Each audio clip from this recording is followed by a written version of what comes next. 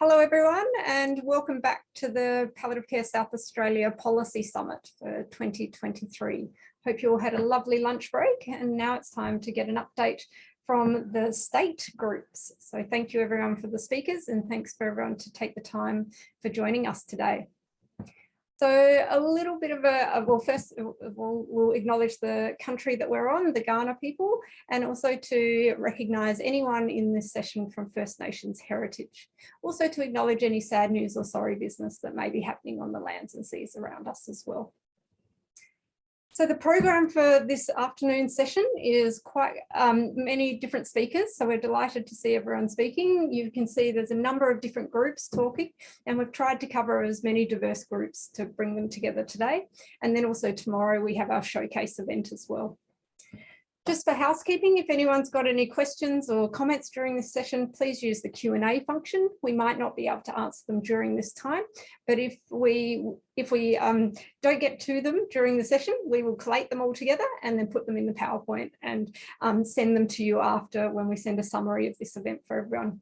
The event will also be recorded and be available on YouTube as well. So we are recording this session. And just to have a little bit of a sideline, please be patient in case there is any technical issues. We've done pretty well so far and we're trying our best there, but you know what it's like. Sometimes you never know what's going to happen. So we thank everyone in advance if there is anything that emerges.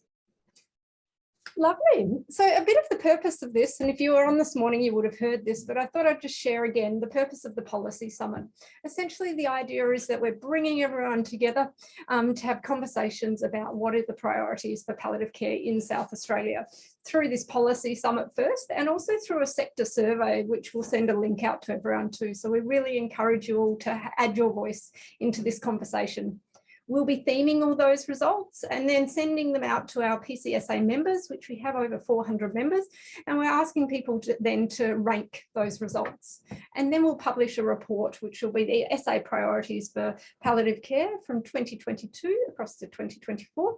And we'll also then put some advice on how we can do some collective advocacy together for individuals, organisations and government agencies as well, hoping that we can use our limited resources all to work in the same direction together. So that's a bit of an overview of what the purpose of this session is about. We'll now hand over to our first speaker, Adam. Adam is from SA Health. I think many of you would know him already. So over to you, Adam. Okay, thank you, Charlotte. Can you hear me? Yes. Fantastic. Thank you so much for the opportunity to speak today. And I'm really honoured to be opening up the state part of this showcase so that we can talk about all of the amazing things that's happening in this state. I'd also like to acknowledge that I'm presenting from Kaurna land today and acknowledge the traditional owners of Kaurna land. So my name's Adam Monkhouse. I'm the Acting Director of Health Services Programs in the Department for Health and Wellbeing. And so we really have that kind of statewide overarching policy view across all of health.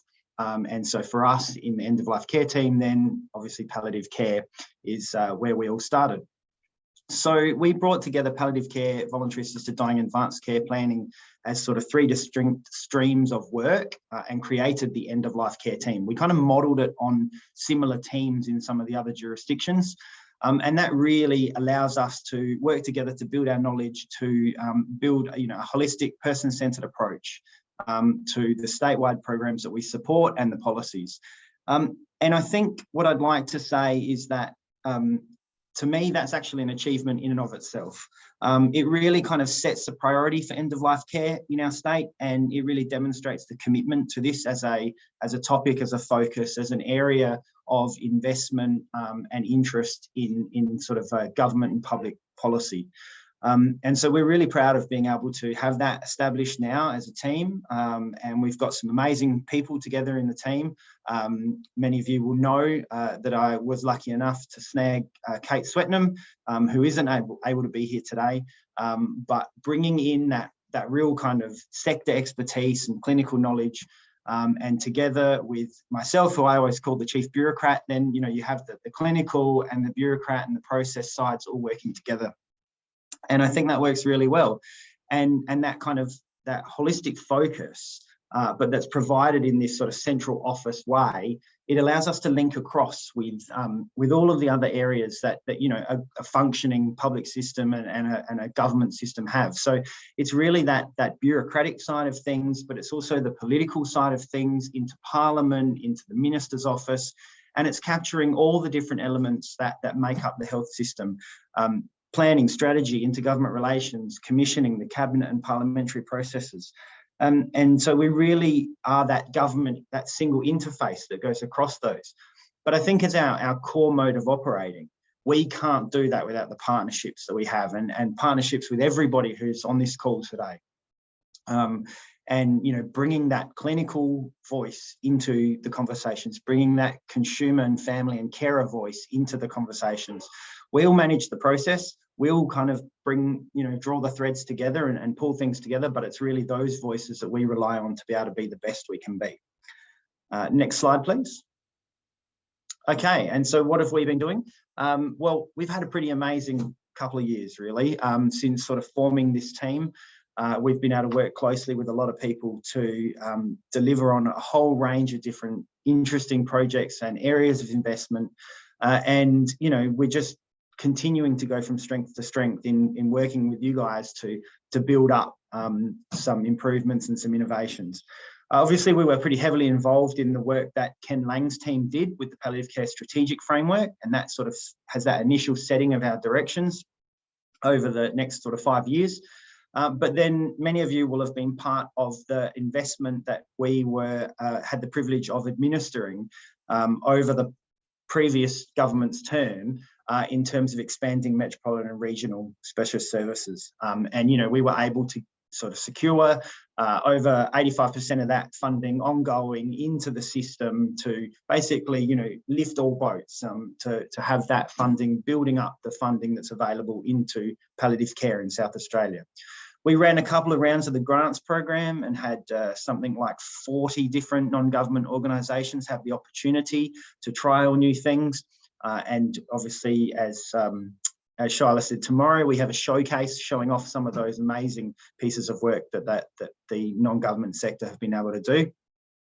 And we've been delivering in aged care. So we've had the joint state and Commonwealth program of funding to improve and strengthen palliative care and aged care. And while every other state put that money into the specialist palliative care sector, we flipped it and we actually said, let's put that money into the aged care sector, because we saw that opportunity to really, how can we build those capabilities within that sector to allow escalation and to meet people's needs, the residents' needs, and to stop that having to come into hospital to have their needs met. And we've seen some really amazing outcomes coming out of the work that we've been doing with regional local health networks and with elder care. We also took on the role of advanced care directive policy and programs for the state. And many of you will know it's been around for pretty much a decade now. And it sort of got launched and it had a big promotional activity, and then it just kind of bubbled along in the background. And so with the review of the Act in 2019, we were able to pick up on that policy and program work and have a go at really reinvigorating that space. We've been working through legislative changes. We've been redesigning the form, and we've just sort of finished the final design with the graphic designers of the new Advanced Care Directive form, which we're really pleased to launch shortly once we've got the legislative work out of the way. And we've been working with lots of partners, like in local council, to continue to promote and increase the uptake of Advanced Care Directives in the community. Obviously, we've had a pretty significant 18 months to 2 years in the implementation of voluntary assisted dying and how that fits in. And as we see now that becomes just more of the sort of course of a choice at end of life and no longer sort of takes up this you know, main focus of the work. As you can see, it's one point out of many on this slide.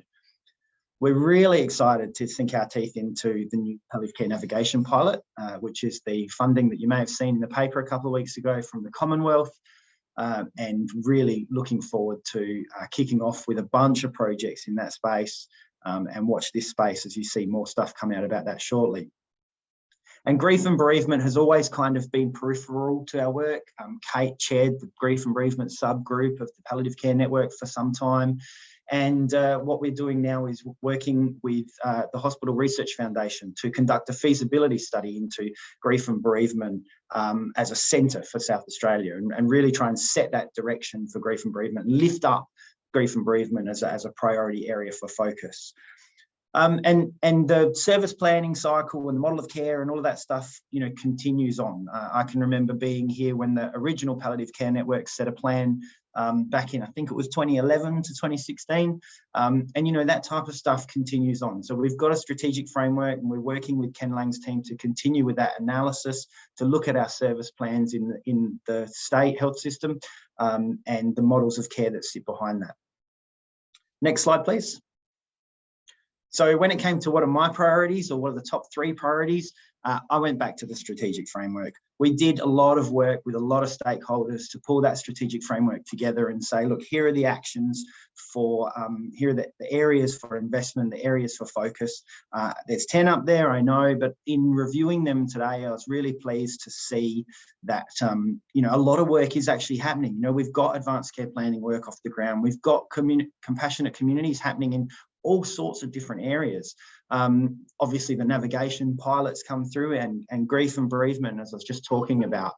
I think to finish, if I had to give my personal top 3 priorities, looking at that, I'd go with number 5. Really, the priority for me now in the medium and in the long term is workforce. Even hearing the things this morning from those guys, that is where we need to start work now and focus now.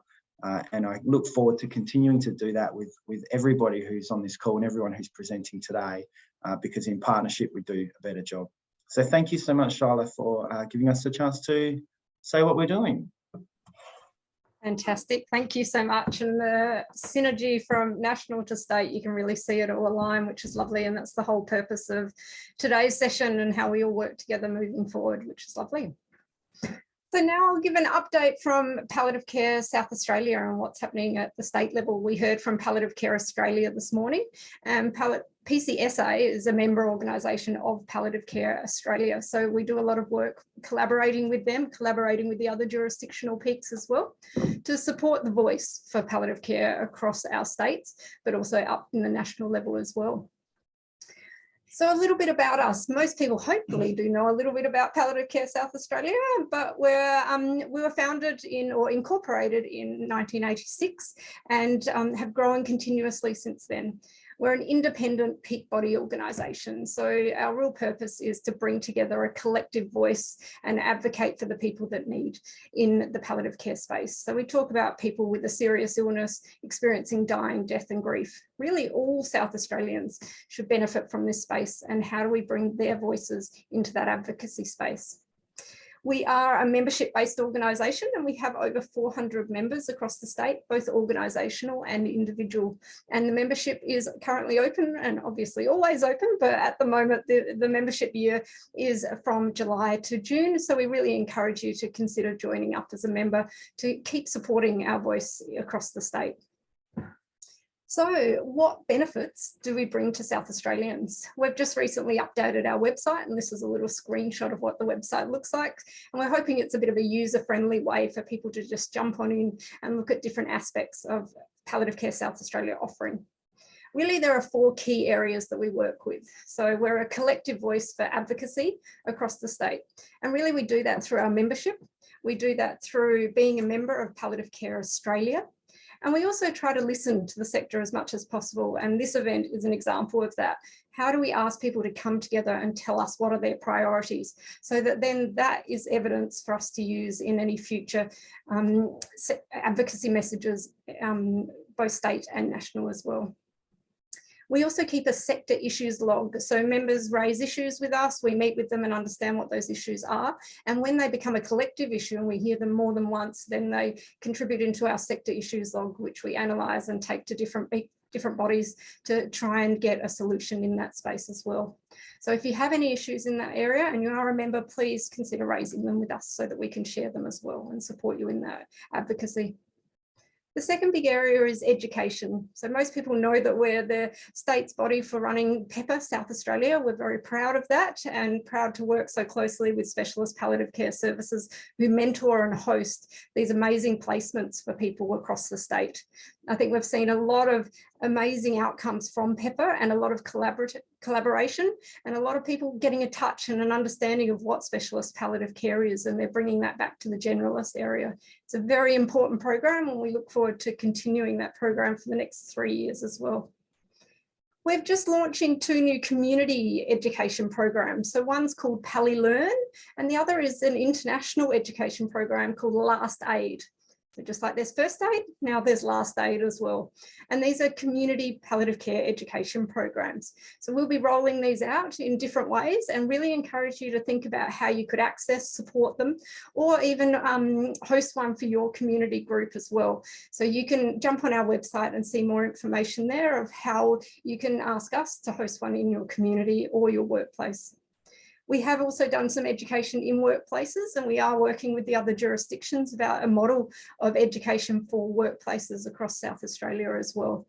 And so we continue to see that grow and we're very excited to look at particularly the palliative care ACT model that they've done in this area and how we can bring that to South Australia. We've got an e-news and lots of social media. So if you're on either of those platforms, that's a good way to keep up to date with everything going on. And we use that as our community awareness raising activities as well. And also in education space, we hold a conference every 2nd year. So we'll be doing that again next year. And also these policy summits will be the other alternate year as well. So this should be our first policy summit, but we'll be holding one 2 years later. And next year, save the date, around June, will be our conference as well. The other areas we work in is supporting our services. So we have networks to bring people together on particular topics of interest that there aren't other networks in that space. And they're like community of practices for people to collaborate there as well. We've got a special section on our website which promotes South Australian palliative care jobs. So if you are an organisational member, please put them forward and tell us about any job vacancies you've got going. We're hoping that will be a central resource for people that are interested in this space. It is on our public website and we are regularly searching through Seek to see those jobs there as well and share them as much as possible. Really want to promote those opportunities to work in this area.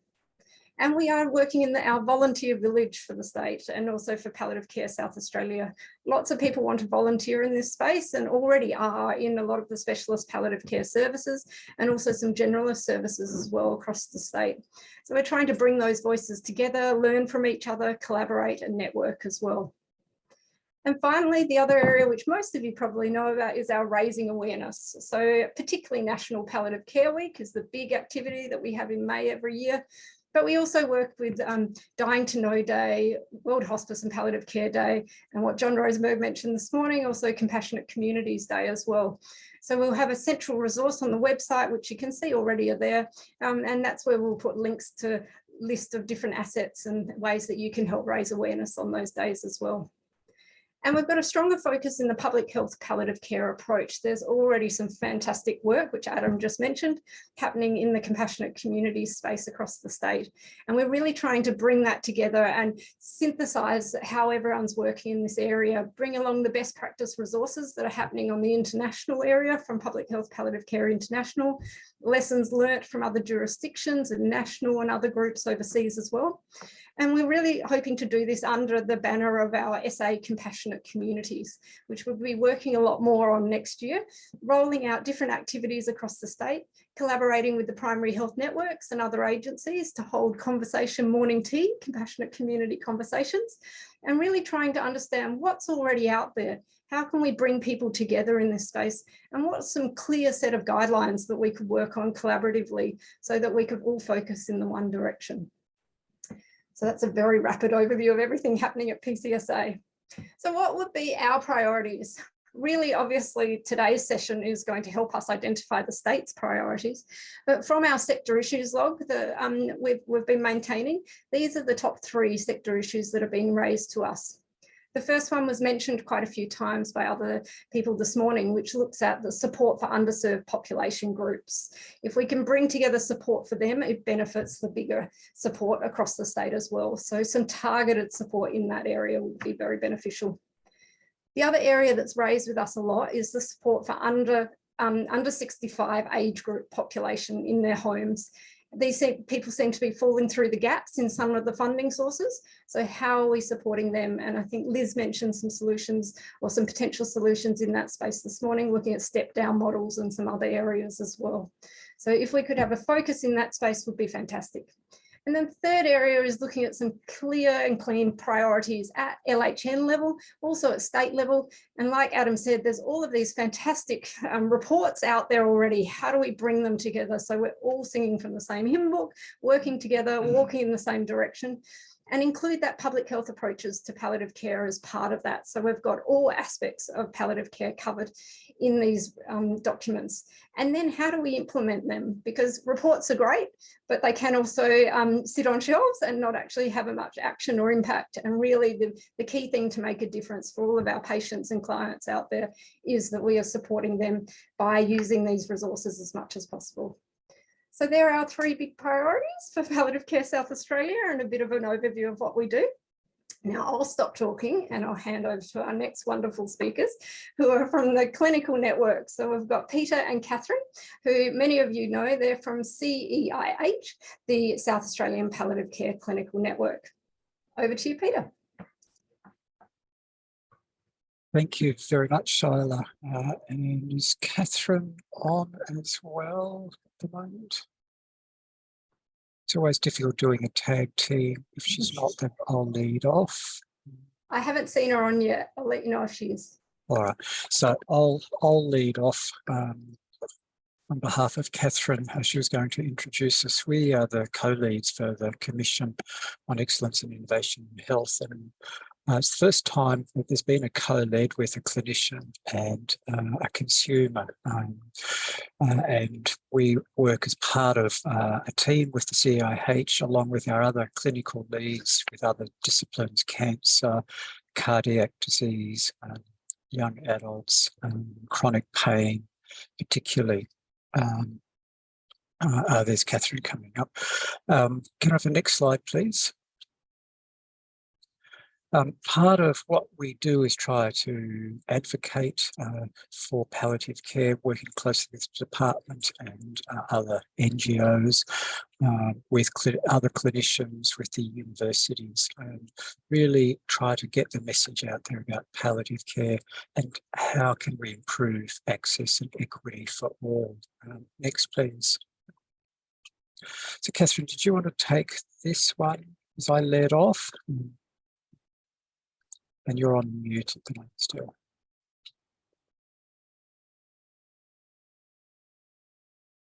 Just unmute myself. Yes, thank you. That Peter, just a little delay getting me online. The palliative care priority areas are one, partly influenced by the current Minister of Health, who the government priority is to reduce hospital ramping. And that's partly a remit that's now come through to the statewide palliative care clinical network. One area that we think can be improved is hospital access. It can be that the palliative care patients, particularly as they're approaching end of life, are needing to, or they're being referred into hospital because of the management of pain and also other symptoms bringing them into hospital. We can see that there's a growing need for increased care within the home and within the community. So people, not necessarily everyone is referred into a specialist palliative care clinic.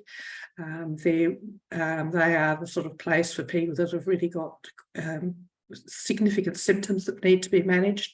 And a lot of people choose to be cared for at home too in the first instance. So one we're very much currently working with is people having a choice of where they choose to die and receive their end-of-life care services. And that may be in the home, and they may transition into hospital and home, and we support whatever decision that they make. We're very aware of some of the difficulties providing palliative care within the home and the community, and they've already been discussed this morning. That is accessing of services, who are supporting those people providing the care within their homes. We know, looking at some of the early statistics on public health, perhaps 95% of the population is being cared for in their home. So we're currently working through both really with all of you people here present today, and also with other NGOs, looking at improving care within the home and also within aged care settings. An area that we're really currently working on is the sustainable workforce. It has been identified in the state that increasingly, even within the workforce, it's ageing as well. And what happens when highly skilled nurse practitioners in our rural regions and also in our metropolitan areas, what happens when they retire? Who's going to take over and contribute to the excellent services that they're providing, and also to the implications that COVID has had on the workforce as well. So one thing we're currently working with is a linked nurse model for palliative care. Peter, do you want to do the other two patient experience measures and care for the frail?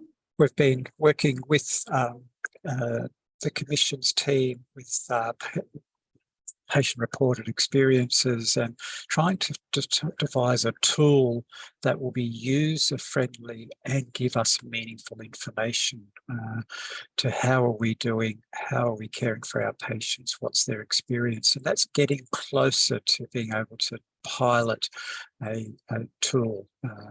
Again, part of our work is working with other teams, and we've been privileged to work with one of the academics from Queensland University of Technology who's got a lot of experience in PRMs.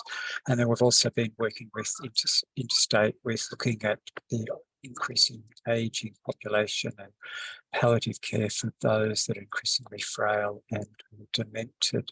And next slide, please. I might do this one, Peter. This one, yep.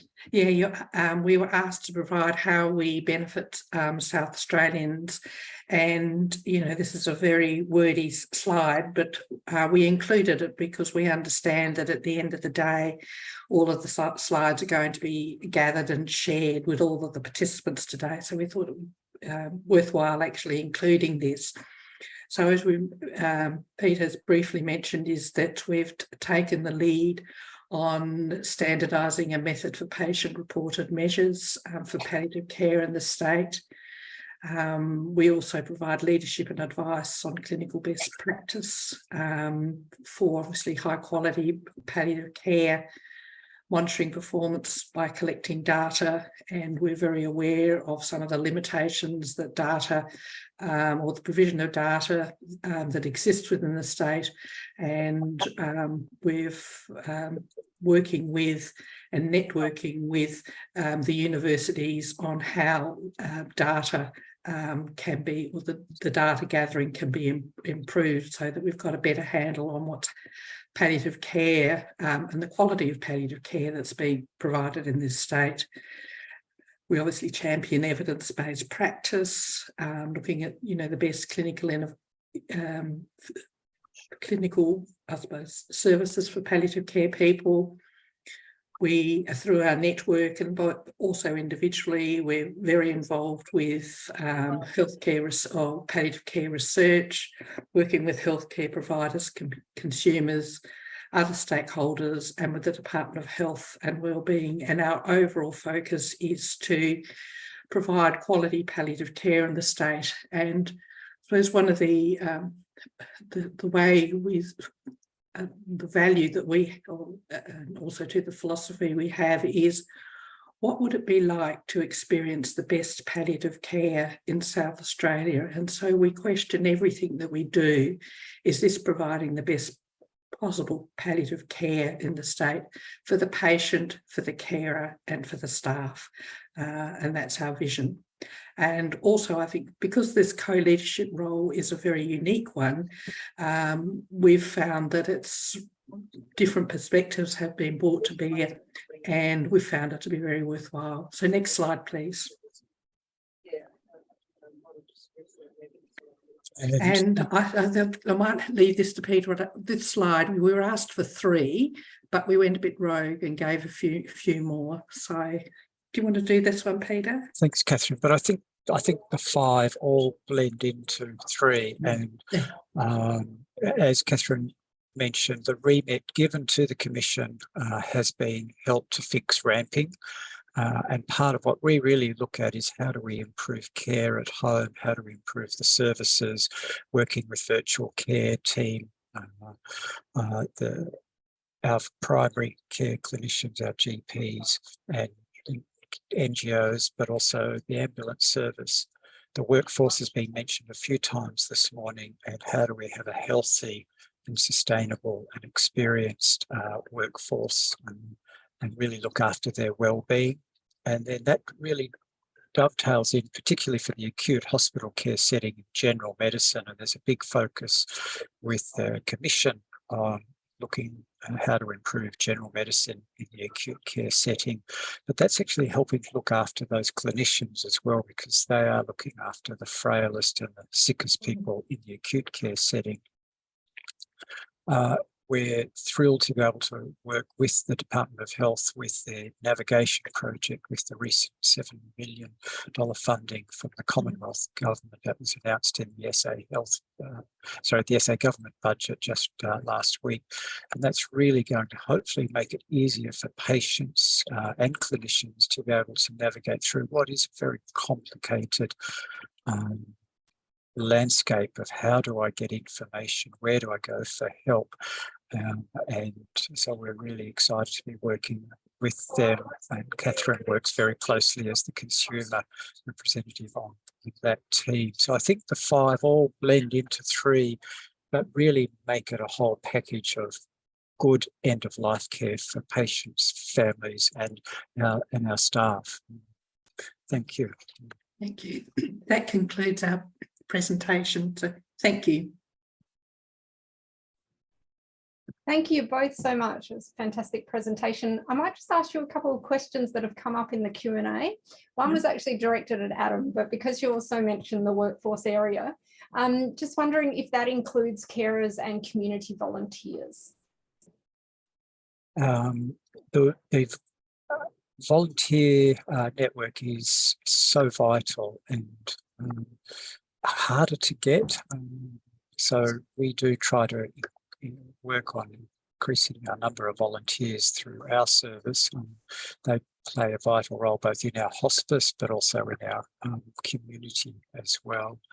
And we're looking at particularly some bereavement projects that have been commenced at Southern Adelaide Palliative Services and improving the bereavement process with volunteers. We will work with the department really, I think, in the navigation area to help look at improving the number of volunteers. So it hasn't been a major focus with us. We've been looking at paid staff, but obviously the volunteers are so important to that unpaid care network. And then the carers at home, because we know our carers are absolutely exhausted and they get looked after. If you're in a specialist palliative care service, you may get some support and some assistance, but for those that are not being involved, they're the people that we really also worry about, that they need to be a focus. And that's part of where that navigation, I think, might help carers as well. Fantastic. And also there was a discussion around SAS and the involvement of paramedics in the work that you're doing in this space. I think you did mention them briefly. Just a comment there, is SAS involved in this? And someone's mentioned that they're an extended care paramedic. So do you want to mention anything about what you're doing in that space? I guess not so much what we are doing, but my personal experience as a clinician, what the paramedics, the ECPs do to help care for people at home, keep them at their home, and in conjunction, sometimes they will ring all of the clinician that's on call and help provide advice and care, manage that patient and the family at home, and may hopefully minimise the need to be transferred to an acute care facility. The paramedics and the ECPs, the work that they do is really quite incredible, and it's an area I'd like to see explored further. And greater funding to have not just one ECP on at night time, but at least two, one for the north, one for the south. They are missing from our rural regions, but the community paramedic teams in like Ceduna and the Limestone Coast are doing quite incredible work also, but the ECPs are certainly missing from the rural area. But it may, again, it's something that needs to all be considered under that navigation care as well. Yeah, fantastic. And I think, yeah, the ECP model, I know when I was working interstate, it was very much everyone looked at South Australia around that model because it's got a great reputation. And I think the collaborative way of working with SAS and the specialist services is fantastic. So yeah, kudos to everyone involved. And it sounds like it's definitely being included in the sort of strategy looking at workforce moving forward, both specialist and generalist, and how that looks. So thank you both. Thank you for your time and thank you for your presentation. Wonderful. And now we'll look at the specialist palliative care services. So we'll start with the north. So we've got Kerry Grant representing NAPS, Northern Adelaide Palliative Care Service. Over to you, Kerry. Thanks, Shyla. So NAPS obviously serves part of the Northern Adelaide LHM. We probably see over 400,000 people now with all these additional little suburbs popping up in the north. We are a Tier 6 service, so we do have a provision of a number of different streams within our service. We have an outpatients clinic. We have a consultation liaison service both within the Modbury and Lyell McEwen hospitals. We have quite an extensive community home visiting service and a 20-bed PCU.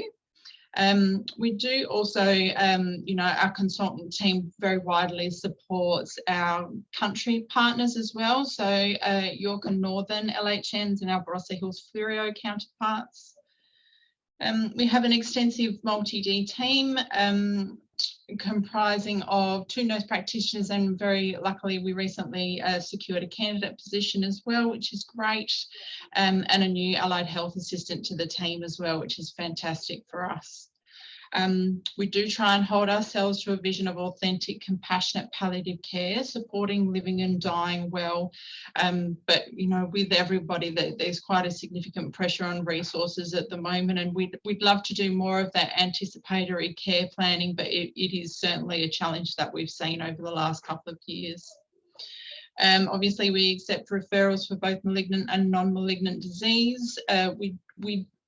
NAPS don't have a significant online presence, but that's something that we're working on with media and comms at the moment to do a bit more profiling and a bit more, publicity, so people can actually see what our service and more specifically the palliative care unit looks like. Next slide, please.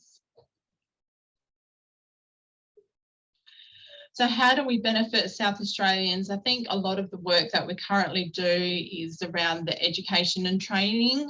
So we work very closely with PEPA. We try and support a number of people who apply for clinical placements through PEPA.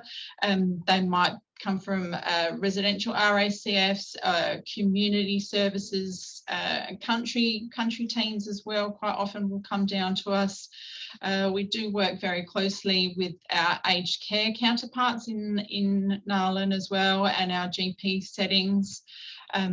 Peter and Catherine touched on the support for our ECPs as well, and we do help support the SAS services in training and facilitating the placements of the newly recruited ECPs. Our doctors obviously try and support those GPs in country settings with as much support to try and care for those people in place. We know that lots of consumers don't necessarily want to transfer to metro hospitals, but there is a significant pressure in those country services as well. Part of the work that we've been doing lately is around the Palliative Care Link Nurse program.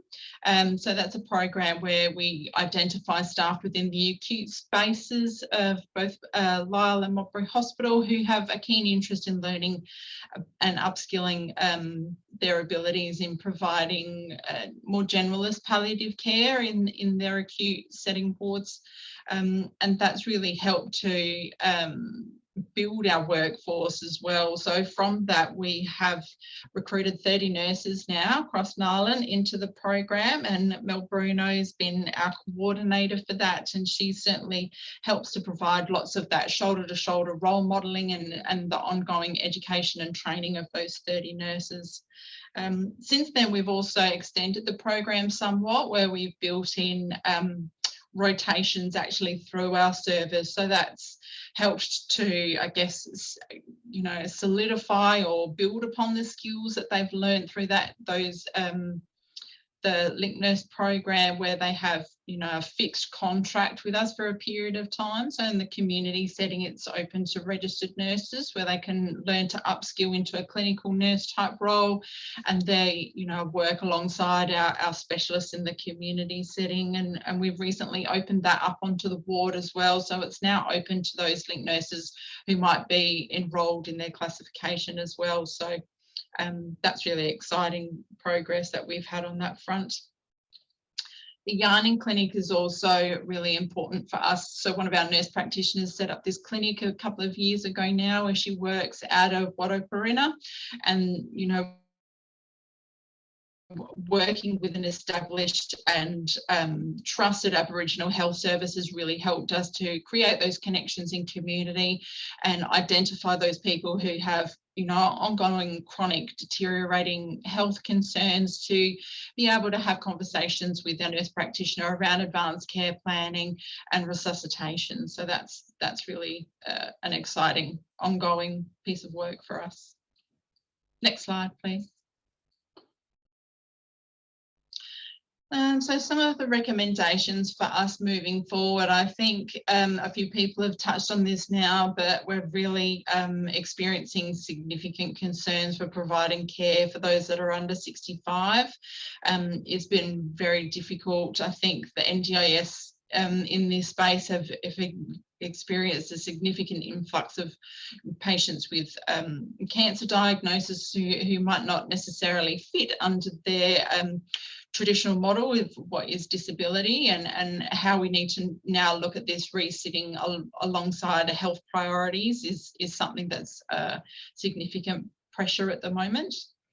The in-reach into residential aged care, I think we've seen over the last couple of years with the changes in the Royal Commission has brought to the surface lots of issues around funding and nursing hours, and you know, ensuring that there's registered qualified nurses on site at all times, making sure that they have the skills and abilities to be able to care for people in place, and trying to facilitate, you know, some of that hospital avoidance as much as we can as well is really important. And a couple of people have already touched on to advanced care planning, and I think, you know, that if there's a, you know, greater government push where we need to further entrench that advanced planning into, you know, especially primary healthcare settings where we're not waiting to have these goals of care discussions with people when they're in crisis, I think is really important. So that's a big piece of work. And I think that's all from me. Fantastic. Thank you so much. It's wonderful to hear all the different initiatives happening across the state. So thank you so much, Kerry. So now we'll move to Central. So to Central Adelaide Palliative Care Services. So we're delighted to have Linda Foreman join us for this session. So over to you, Linda. Hi, Charlotte. I think I'm just trying to start my video. I think it's worked. Thank you. Thank you for this opportunity, Charlotte. So I'm here to talk about Central Adelaide Palliative Care Service, which, like Southern, which we'll hear about shortly, and Northern, is a state government funded level 6 palliative care service. We're based across Central Adelaide. And like the other two services, we provide comprehensive interdisciplinary care across both the hospital and community settings in our region and beyond. Next slide. We have a specialist palliative care inpatient unit, which is located at the Queen Elizabeth Hospital in a very peaceful garden setting. And you can go to the next slide. I've got too many pictures. And in that setting, we provide multidisciplinary care, utilising the skills of our specialist nurses, doctors, social workers. We have art therapists, music therapy, and a range of allied health to support patients and their families, as well as to link them with bereavement services as well. Next slide. We also have a large community service, which is large geographically as well as in terms of numbers. We have over 500 current community patients where we focus on care coordination, linking with community providers, symptom management and assessment, both medical and psychosocial, and supporting end-of-life care in the preferred location. And around 30% of patients across our service as a whole will die at home. And for those who wish to die in that location, it's a much higher percentage, probably around 80%.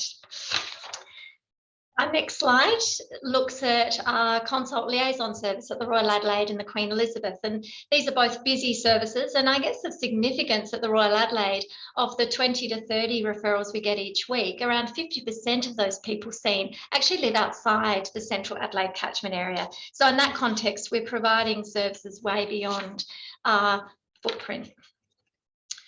So how do we benefit South Australians? Well, in addition to those things I've already talked about, I would like to draw your attention to a couple of really important foci we have had at our service over recent years. So the next slide talks of the South Australian approach to Aboriginal comfort care or palliative care, which has been developed within our service. And I would acknowledge very much the work of Cindy Carter-Cooper and Kathy Pearce, who've done an enormous amount of work on this essential and enduring project.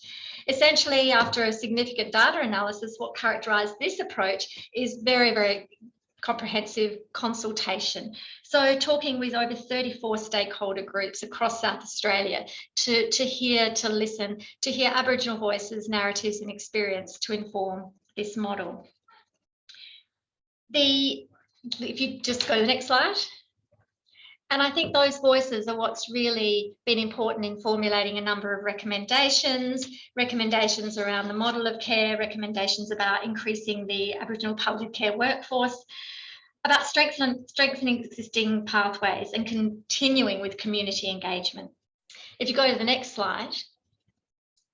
One of the other things I'd like to acknowledge is the artwork that was a part of this project and which actually has been very eagerly taken up by our service, and we use it in many ways now, and it's a very potent and very important reminder of this work and our commitment to continuing with it. The next slide shows and follows on from what Kerry had been talking about, the in-reach into yarning clinics that Kathy in particular has been doing, and to look at future wishes for Aboriginal people. So the next slide talks more generally about palliative care in rural communities. And again, in the last 2 years, we've had a significant increase in our reach into rural communities. We partner with 4 different areas, the Eyre and Far North and Flinders and Upper North local health networks, which are probably the most, well, they are the most geographically dispersed and also some of the most culturally and socioeconomically diverse regions in our state. We also partner with Murray Mallee and the Hills. And in the financial year to date, we've been able to perform over 150 telehealth consultations by palliative care consultants into those regions, 100 or more face-to-face visits. And we've also established some really important linkages and education. And education goes both ways, I have to say, as we also learn about the challenges and opportunities of palliative care in those settings. Next slide. We've continued our focus on palliative care in prisons with the expansion of clinics at the Prison Health Service at Yatala, the increasing commitment to capacity building in that location with our linked nurses, and supporting end-of-life care in that location for people where it's appropriate. Similarly, the next slide reflects that we've been continuing to work with people experiencing homelessness by working flexibly and responsibly to ensure that people who are generally not well served by community models by current models of palliative care do get the care and quality of care that they need and deserve. I'll just briefly mention some other initiatives. a number of medicines related projects, expansion of the My Health kits, engagement in national studies, and then finally teaching and education, as Kerry also mentioned, which is really a fundamental part of our business. This includes teaching across all disciplines in our service, to undergraduate, postgraduate students, to community providers and practitioners, such as in GP, in residential care, and to general practitioners, and a big commitment to the Link Nurse program and PEPA, as Kerry mentioned. So, what are our recommendations for the top 3 priorities for palliative care? Well, the first one, next slide, is around community care, and there's quite a lot of threads to this particular recommendation. I guess we would advocate for enhanced coordination between community care providers and increased ease of navigation between those services to minimise fragmentation, and as well as looking at the relationships with My Aged Care and NDIS. We also recognise the challenges of care for people less than 65 years and advocate for services to reflect their needs. We also look to clarify and strengthen the role of specialist palliative care providers, including resourcing, while simultaneously enhancing capacity amongst community providers, particularly general practitioners and generalist palliative care providers, for example, in residential care. Allied health is another aspect of community care that we believe needs to be strengthened, as well as looking at the role of hospice and step-down facilities to enhance patient choice, and particularly in the context of step-down facilities, to look at some of the needs of patients whose care needs might fall between the acute and the subacute sector. Our second recommendation is around focusing on increasing equity and access for those populations who are not well served by current models of palliative care delivery. And in particular, I guess, advocating for continuing to build on the work that Cindy and Kathy have done around the model for Aboriginal palliative care, and continuing to listen to and hear the experiences of Aboriginal people through meaningful engagement.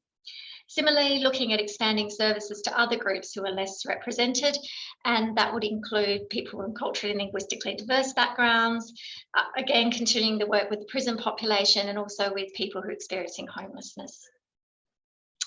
Our third priority, and I guess I think this underpins so much of what we do, is looking at improving data.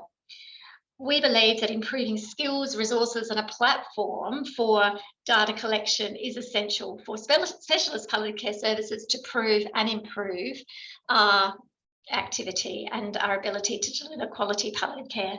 However, we also believe that there's a need for that data collection to extend into the community, again, to enable us to get good quality data to improve access, equity, and quality of palliative care across the broader sector.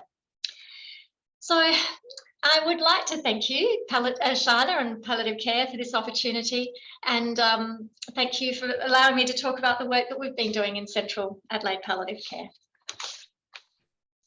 Thank you so much. It's a delight to hear all of these great initiatives, and hopefully everyone's been aware of them, but also if you haven't, then you can connect up and know people that are doing things in this space so that we can all move forward in that same direction like we mentioned.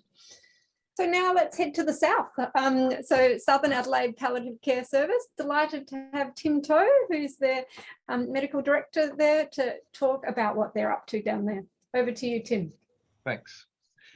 I've just got a few slides. I don't have as many slides or pictures as Linda, but we'll work our way through anyway. So next slide, please. So, I mean, a bit like Kerry and Linda, we're a large multidisciplinary team covering hospice, community care coordination, hospital liaison, and really focusing on the care of patients with life-limiting illnesses and complex needs requiring specialist palliative care input. I guess that is one of the challenges, is defining our patient group and how we define complex. And I think that can be broad and can include the type of illness, the physical and emotional symptom burden, the location of care, and things like care issues. So we've certainly been feeling increasing demand over the last few years, and close to 2,000 referrals last year, with about 2/3 of them being malignant. home death rate of about 40%, depending on how you adjust, or the factors you adjust. And we have about 400 patients on our books at any time in the southern region, as highlighted by the map, and where our patients are by postcode. We also have a liaison team that supports patients admitted to non-palliative cares in the hospital, and they see about almost 120 patients per month, or consults per month, in that group as well. Next slide, please, Shyla. So this is Laurel Hospice, which is once again serviced by a multidisciplinary team. We have 15 beds there, and about 660 separations last year, with an average length of stay of 8 days. I think very interestingly, since moving from the repat in 2017, where we had the same number of beds, our workloads increased by about 60% in that time. Just that proximity to the main hospital has really brought up that acuity and that turnover as well. With about a fifth of admissions going home as opposed to dying in the hospice at any point. Next slide, thanks.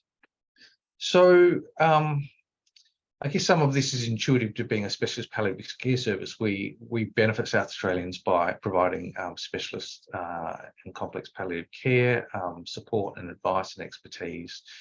As highlighted, there is increasing demand, and I think a number of people picked up today around just a lot of unmet need in the community, both around, I guess, palliative care, but also that complex health and illness in the community as well. That remains a growing challenge. We recently moved to a 7-day-a-week, so we've always had 7-day-a-week sort of on call, but on-site medical and nursing, which provides added support to the hospital, but also to the community. And as I alluded to, it's been interesting to see how much need, I guess it's not that surprising. Patients have needs across 7 days, not 5, and that's actually been very important. And we're seeing, I guess, the impact of that across the week, not just benefiting the weekend, but sort of benefiting the week as well. We've been looking at a new model of care around Liaison Plus. So people in hospital receive a liaison type service to support their care, but actually following patients up for a short time at home, just to help transition them at home, which is really, I guess, dealing with unfinished business. So with the hospital pressures, people are being, I guess, discharged earlier and earlier, and sometimes there's some unfinished business that we need to do or deal with, and that's been beneficial to have the liaison team managing that transition rather than that early handoff to the community service per se. We've become, as been highlighted today, big, particularly nursing workforce issues, and we've done a lot of work around education and looking at how we might train the next generation of palliative care workers, and been putting some frameworks in around that. At the same time, a bit like the discussion about the palliative care link workers, looking at actually how do we support the hospital through, we call ours resource clinicians rather than link nurses, but having a real focus on trying to upskill the general hospital population, not just palliative care staff, and also looking at our outreach into residential care and supporting that as well. Bereavement's been an interesting journey. We, a couple of years ago, transitioned from having a dedicated bereavement person to actually sharing that amongst a number of different clinicians, and actually looking at how we build a sustainable bereavement service that befits a specialist palliative care service where we have just such large demand. So going back to the literature and reviewing best practice and actually looking at how we implemented that, and then actually transitioning that to community groups and working out in the community space rather than needing all to be about us.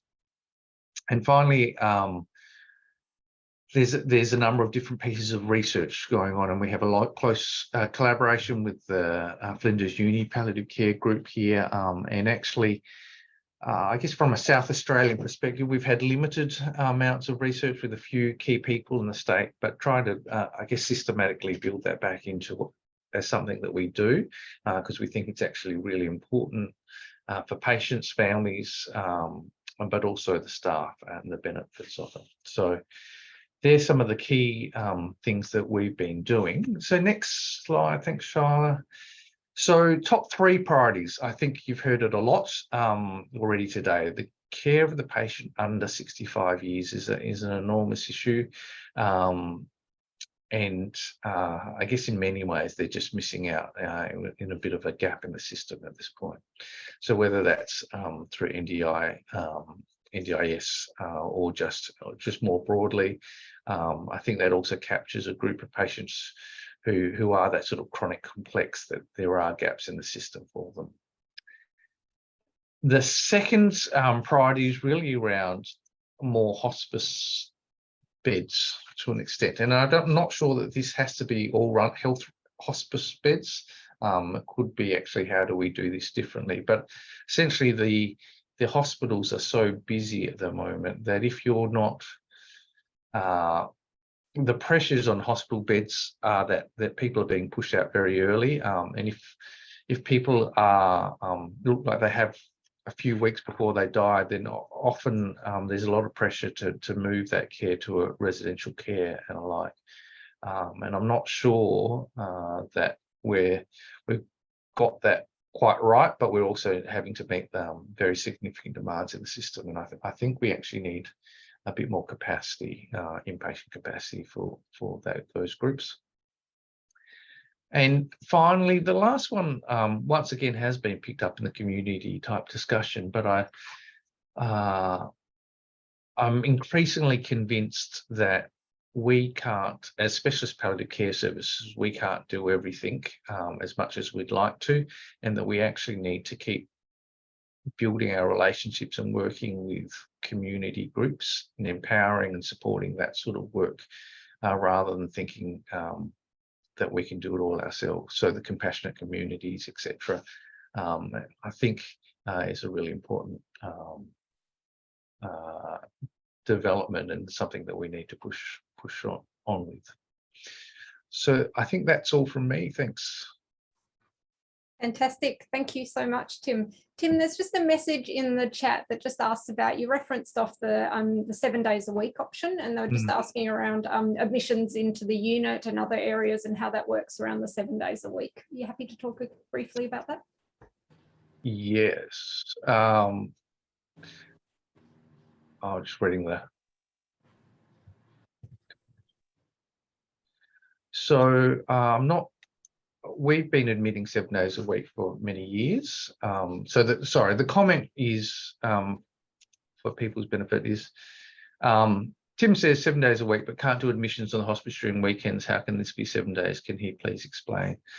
So we have been admitting 7 days a week for some time. I'm not sure that's been everyone's situation, but it obviously depends on the different services and how they've set up their models. But we've certainly been a 7 day a week admission. So our occupancy is in the high 90s, sort of 98, 99%. So our beds are always full. So if someone dies on a Friday night, it's filled essentially, and that's part of the hospital pressures, but that's also partly trying to facilitate the right patient to the right place at the right time. Fantastic, and thanks for debunking that myth, I guess, around that space. And also, like you mentioned, very interesting around the fact that moving into the hospital, into Flinders Hospital, has increased those admissions and connections in that space. So it's interesting having that prevalence of palliative care and how that increases admissions and potentially puts us a bit more at the forefront of those discussions. So great initiative by your team about that transition, and thank you for everything that you're doing in the South Side as well. Okay, so now we're moving over to paediatrics palliative care. So thank you very much to Mary Cosick, who's the Medical Director in Paediatric Pal Care, and they cover the whole state in this area. So over to you, Mary. Thanks, Shyla. Hopefully things work okay. I'm on my iPad with the Women's and Children's Hospital network apparently down today, so hopefully everyone can hear me okay. I'm the Acting Medical Unit Head for the Women's and Children's Paediatric Palliative Care Service, and we're based out of the Women's and Children's Health Network, but are very much a statewide model. So we cover the whole of South Australia and a bit of reach across into Northern Territory and New South Wales into Broken Hill as well. I'll get you to flick to the next slide, actually, if that's okay. Thank you. We're a small team with much smaller numbers, but a high level of complexity compared with some of the services we've been hearing about. So we've got approximately 9 FTE across 15 part-time staff in our service, and very much an interdisciplinary model of care and team model. We're based with our offices in the hospital, but certainly work in the hospital, but also into community, doing community work, home visiting. We don't yet have a hospice, but we do have plans for a new hospice in the new Women's and Children's Hospital, which is now looking about 10 years away, but a small 2-bed paediatric hospice purpose-built within the new hospital as well. So most of our work is community-based. Most of our children die in community at home with their families, where that's their wish. We provide care through from antenatal care from women who are pregnant with babies identified with a life-limiting illness in pregnancy, who might be referred to us through the maternal fetal medicine clinic, through neonates all the way through to 18 or 19 years of age, and occasionally transition into adult care at that age as well. We very much have a holistic approach to patient and family-centred care, working on maximising living for children, families and communities, and really consider the family and community network our client as well as the patient themselves.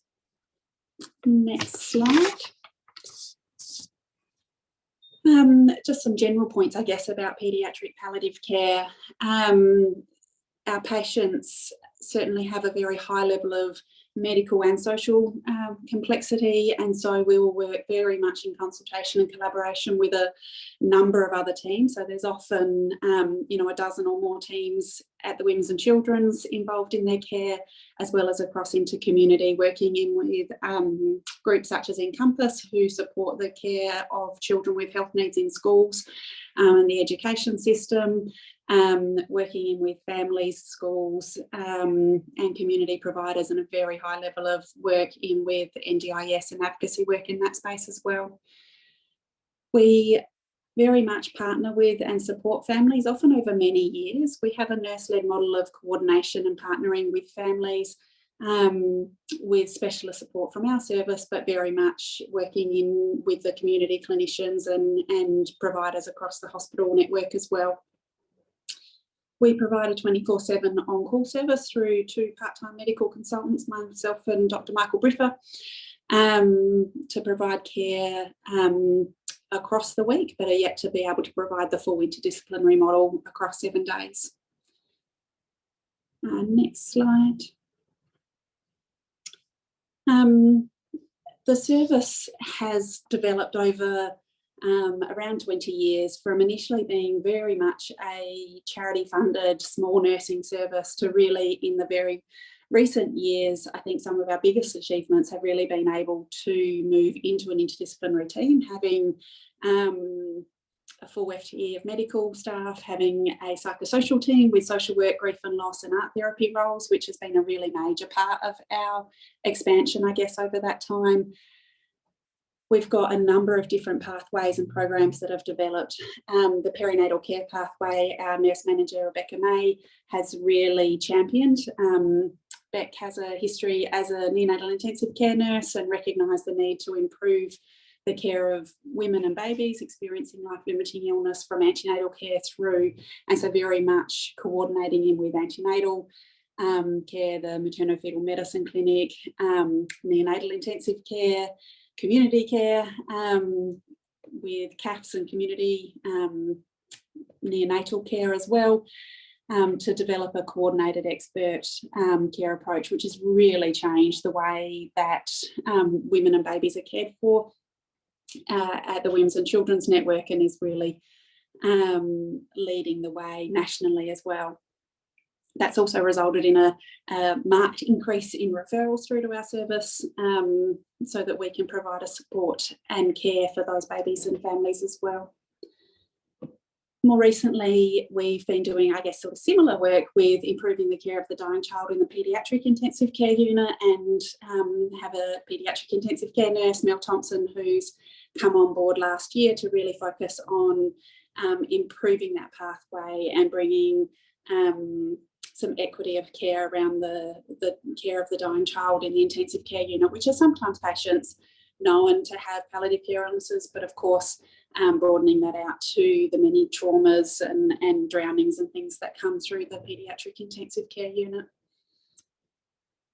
We've been really lucky to have a Commonwealth grant in paediatric palliative care for QACA, the Quality of Care Collaborative Australia, which has been primarily around improving education in paediatric palliative care. So we've had a nurse, Julie Duffield, who many of you will know, who's worked in our service for a long time, but over the last 9 years in the QACA role, to really develop a nurse-linked type model of care, which has involved a range of different arms. She does a lot of work coordinating and providing pop-ups to rural areas. So we provide care across the state, so we need to be able to provide education and support and expert care into the communities where patients might be. But of course, paediatric palliative care being a relatively rare thing, often communities will not have experienced that. GPs may not have come across care of a dying child before, and so will require lots of support from all of our teams. So we have a model of pop-up education where Julie or one of our nursing team will often go out with someone medical or psychosocial or a combination of the above to provide on the site education and support and connection with those local teams, so that they then know who they're talking to as we're then providing that care through telehealth and further visits as needed.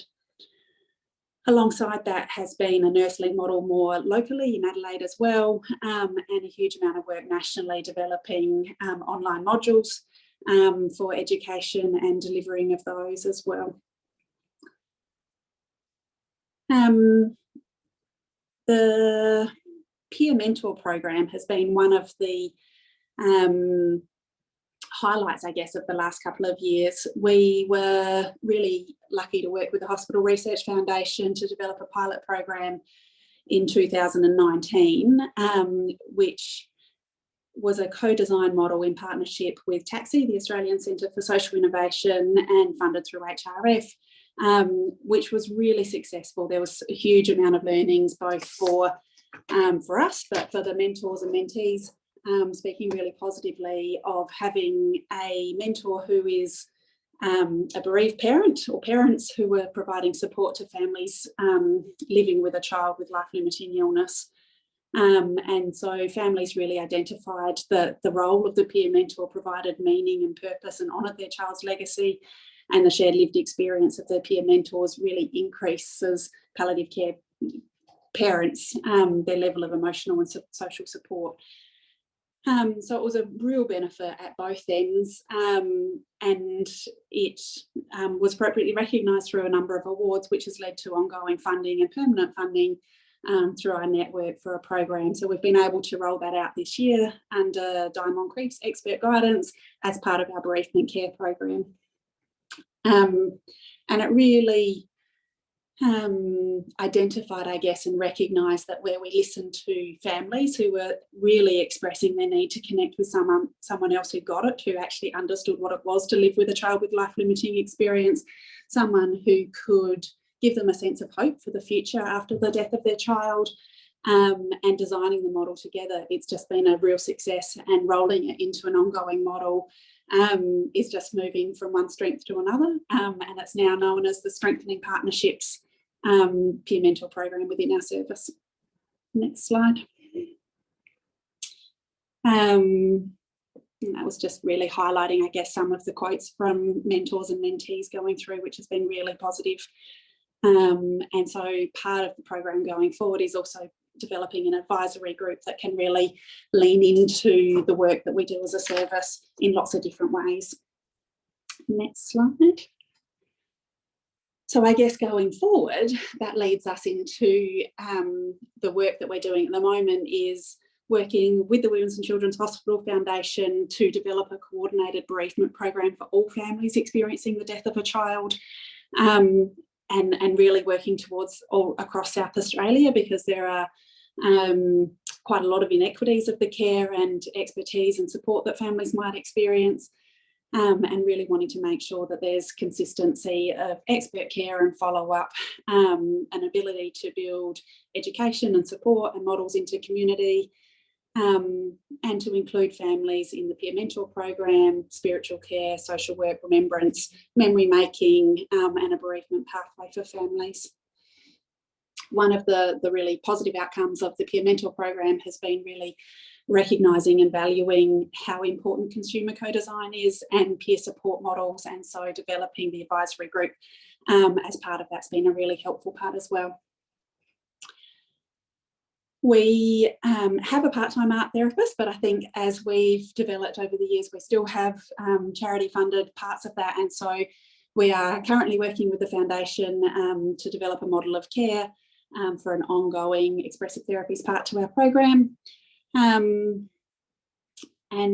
working alongside the other networks, I guess, of thinking beyond QOCA and taking all the learnings that we've had the privilege of having and still do for at least another 3 years through the QOCA grant, to think about what that looks like for our service ongoing, but also thinking about how that can be applied into other services and things as well. And like everyone else, thinking about, you know, service funding and models that support the coordinated, integrated, interdisciplinary models of care that we have, and sustainability of our workforce, to ensure that we can continue to provide the level of care that we do. Next slide. And just, I thought I'd share a small slide that gives an idea of our approach to care. This artwork was by a 13-year-old boy who I was part of the team caring for, alongside with our art therapist, who did a huge amount of work with him. For those of you who don't know, Deadpool, which he thought was hilarious for his legacy work, and his legacy work was really around sharing about his journey, a bump in the road of life. And his mother, several years later, still meets through our bereavement team and reflects on her experience of the care with hypnotherapy, with myself and art therapy and the nursing team, as being a holistic approach to give him the opportunity to move through his emotions and to process them. And knowing that he did that, even though it was really hard, is what makes it okay for us now. And that's all I had for today, but I'm happy to answer more questions. Fantastic. Thank you so much, Mary, and so much to share there. It's wonderful. And yeah, what an awesome ending slide there. That's wonderful. There is one question in the chat, which talks about the peer support groups that you've mentioned. So it says, are there any peer support groups available for bereaved parents of young children within the community settings? And then query, is it face-to-face? So there are some support groups around. Our service has looked at the ones that are available in community that are points of connection for people, but perhaps not with the support to people on both sides around how to manage that relationship. And so our peer mentor program involves some training and education and support to the mentors, and some structure around what to expect for the mentors and mentees. What we found in the pilot, and what I'm sure we'll continue to find, is that families develop true and meaningful friendships, which might continue beyond the period of the program, but certainly that there's some support for them, and that where other people are concerned can connect in with our coordinators. So, you know, our senior social work and art therapists who are running the program are there as supports for that. Absolutely, for people with young babies and children and losses, the program will be available to them as well. So we're just in the process of rolling it out from the pilot into the program now, and have got our mentors recruited and trained over the last couple of weeks. So we're just rolling out now, but absolutely our aim is to have that available to all families. Hope that answers the question. Thank you. And it's lovely that although the numbers of paediatric palliative care are a lot smaller, fortunately, so much great initiatives are happening in this space with wonderful people around them as well. So yeah, congratulations to you and your team for those important initiatives. They're amazing and very interesting to have the hospice in the future for the children in the long-term goal for the Women's and Children's Hospital, which is a great thing for South Australia. I know recently that was in the media, and there was some other discussions around how that could happen. So great work from your team in the advocacy space as well. Thanks, Charlotte. Thank you. Lovely. Okay, well, let's move to the primary health networks now. So it's great to have all these different groups that are doing amazing. So we've got Brendan McGarry from Adelaide Primary Health Network talking and around what they're doing in this area. So over to you, Brendan. Thanks so much, Shyla. I just want to first start off by acknowledging and paying my respects to the Kaurna peoples whose land I live and work on, and pay my respects to those Aboriginal and Torres Strait Islander people past, present and emerging. So unfortunately, that's a lovely picture of me in that bio, but I'm Brendan. I'm the Contracts and Capacity Building Coordinator for the Greater Choice for At-Home Palliative Care Program. The aim of the program is to improve awareness of local palliative care options, coordinate and facilitate access to palliative care services at home. As you can see, Adelaide PHN is a membership-based organisation, so it's focused on improving health outcomes and the experience of primary health care within the Adelaide metropolitan region.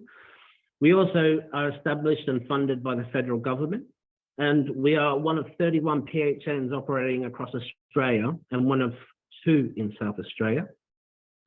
And we work closely with the wider community, primary health care providers. Adelaide PHN ensures the health system better meets people's needs. Next slide, thanks. Oops, something happened there. So as you know, the Adelaide PH region covers all of the Adelaide metropolitan area and is home to 1.2 million people, so the vast majority of the South Australian population. So as you can see, Adelaide PHN has aged care as its national priority and determined by the Commonwealth, and it has palliative care as identified as a local priority. So you can see there all our other priority areas as well. Next slide, please, Charlotte. So what is the Greater Choice for At-Home Palliative Care Program? Well, the objective is to improve access to palliative care at home and support end-of-life care systems and services in primary health care and community care. We enable the right care at the right time at the right place to reduce unnecessary hospitalizations, and we generate and use data to support continuous improvement of services across sectors. We use available technologies to support and respond to palliative care at home, including in the after-hours space. Next slide, please, Charlotte. I just wanted to highlight some of the statistics of why the programs such as the Greater Choice are important at enabling more people to die at home. So as you can see, 54% of people die in the hospital, 32% die in residential aged care, and 14% die in their own homes. So around 80% of people that die are aged 65 and over. And over 50% of people will not be able to make their own medical decisions at the end of life. therefore leading to only 15% of Australians having an advanced care directive. Now, I just wanted to go and show you a video of the great work that we've undertaken with advanced care planning in residential aged care services. So I'm hoping this does work, Charlotte. So whenever you're ready, you can press play. Perfect. So the needs assessment process that we undertake annually had identified that there weren't a large proportion of older people in residential aged care facilities who had an advanced care plan. The Greater Choice program enabled us to work with residential aged care facility staff and residents and families to have more people have a plan ready for when the time came.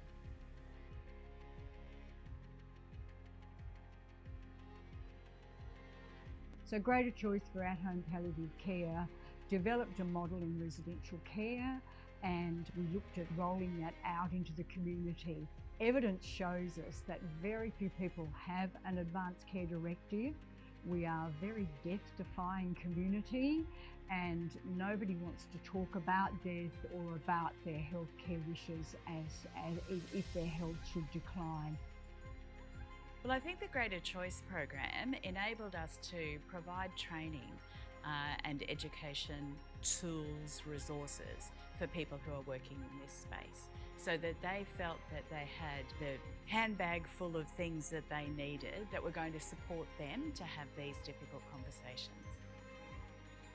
The Greater Choice project has been such an amazing project for our organisation because it's allowed all our residents to feel so totally empowered about talking about death and dying, and that has been, for that generation, that has been like such an amazing experience for them. And it's also created a really good atmosphere at work where when someone is dying or someone is deteriorating, that everyone's understanding that this is the natural process and that people are feeling confident to look after that person.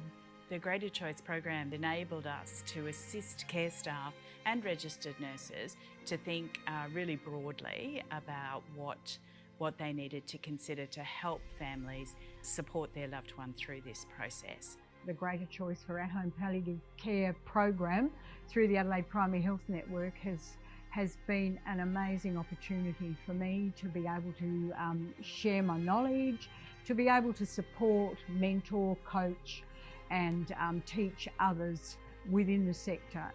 The most valuable thing for me is that people have a really beautiful death and they die with dignity, and they die with the choices that they have aspired to through their advanced care planning. So it's been really amazing. Well, I think all of us have the experience, obviously, of having loved ones die, and some of us are fortunate to have that as a good experience, and for some not so. And I think we're in the fortunate position, particularly through the Greater Choice program, to be able to assist more and more families and people to have the best experience possible at what is such an important period for families.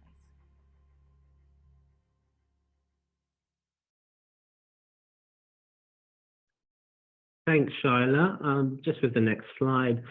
So as you can see, with how we benefit South Australians is that we've undertaken some palliative care improvement training. So Adelaide PHN funded residential aged care homes, and as well as ongoing community aged care services, to look at staff to develop their knowledge in understanding palliative care, end of life and bereavement. This is done through advanced care planning to end-of-life care discussions. So that enabled important conversations with family and residents, wishes and preferences, and to avoid unnecessary hospitalizations. And it also ensured appropriate end-of-life care pathways and referrals were put in place. Adelaide PHN continued to commission and improve healthcare knowledge and development within palliative and end-of-life care. And we also commissioned Dementia Australia to provide training to family and carers of people living with dementia who are palliative, to have those all-important advanced care planning discussions.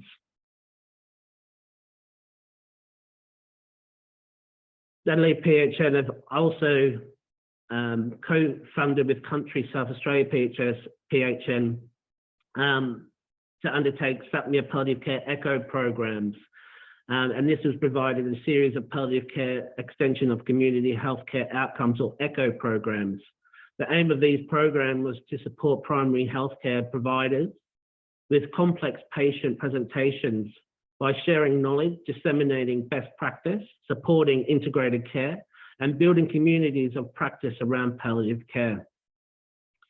So those palliative care echo programs was run 6 sessions from January 2023 to June 2023 and was a huge success. Therefore, Adelaide PHN and Country SA PHN are funding another round of the palliative care echo programs, which are to run from January 2024 to June 2024.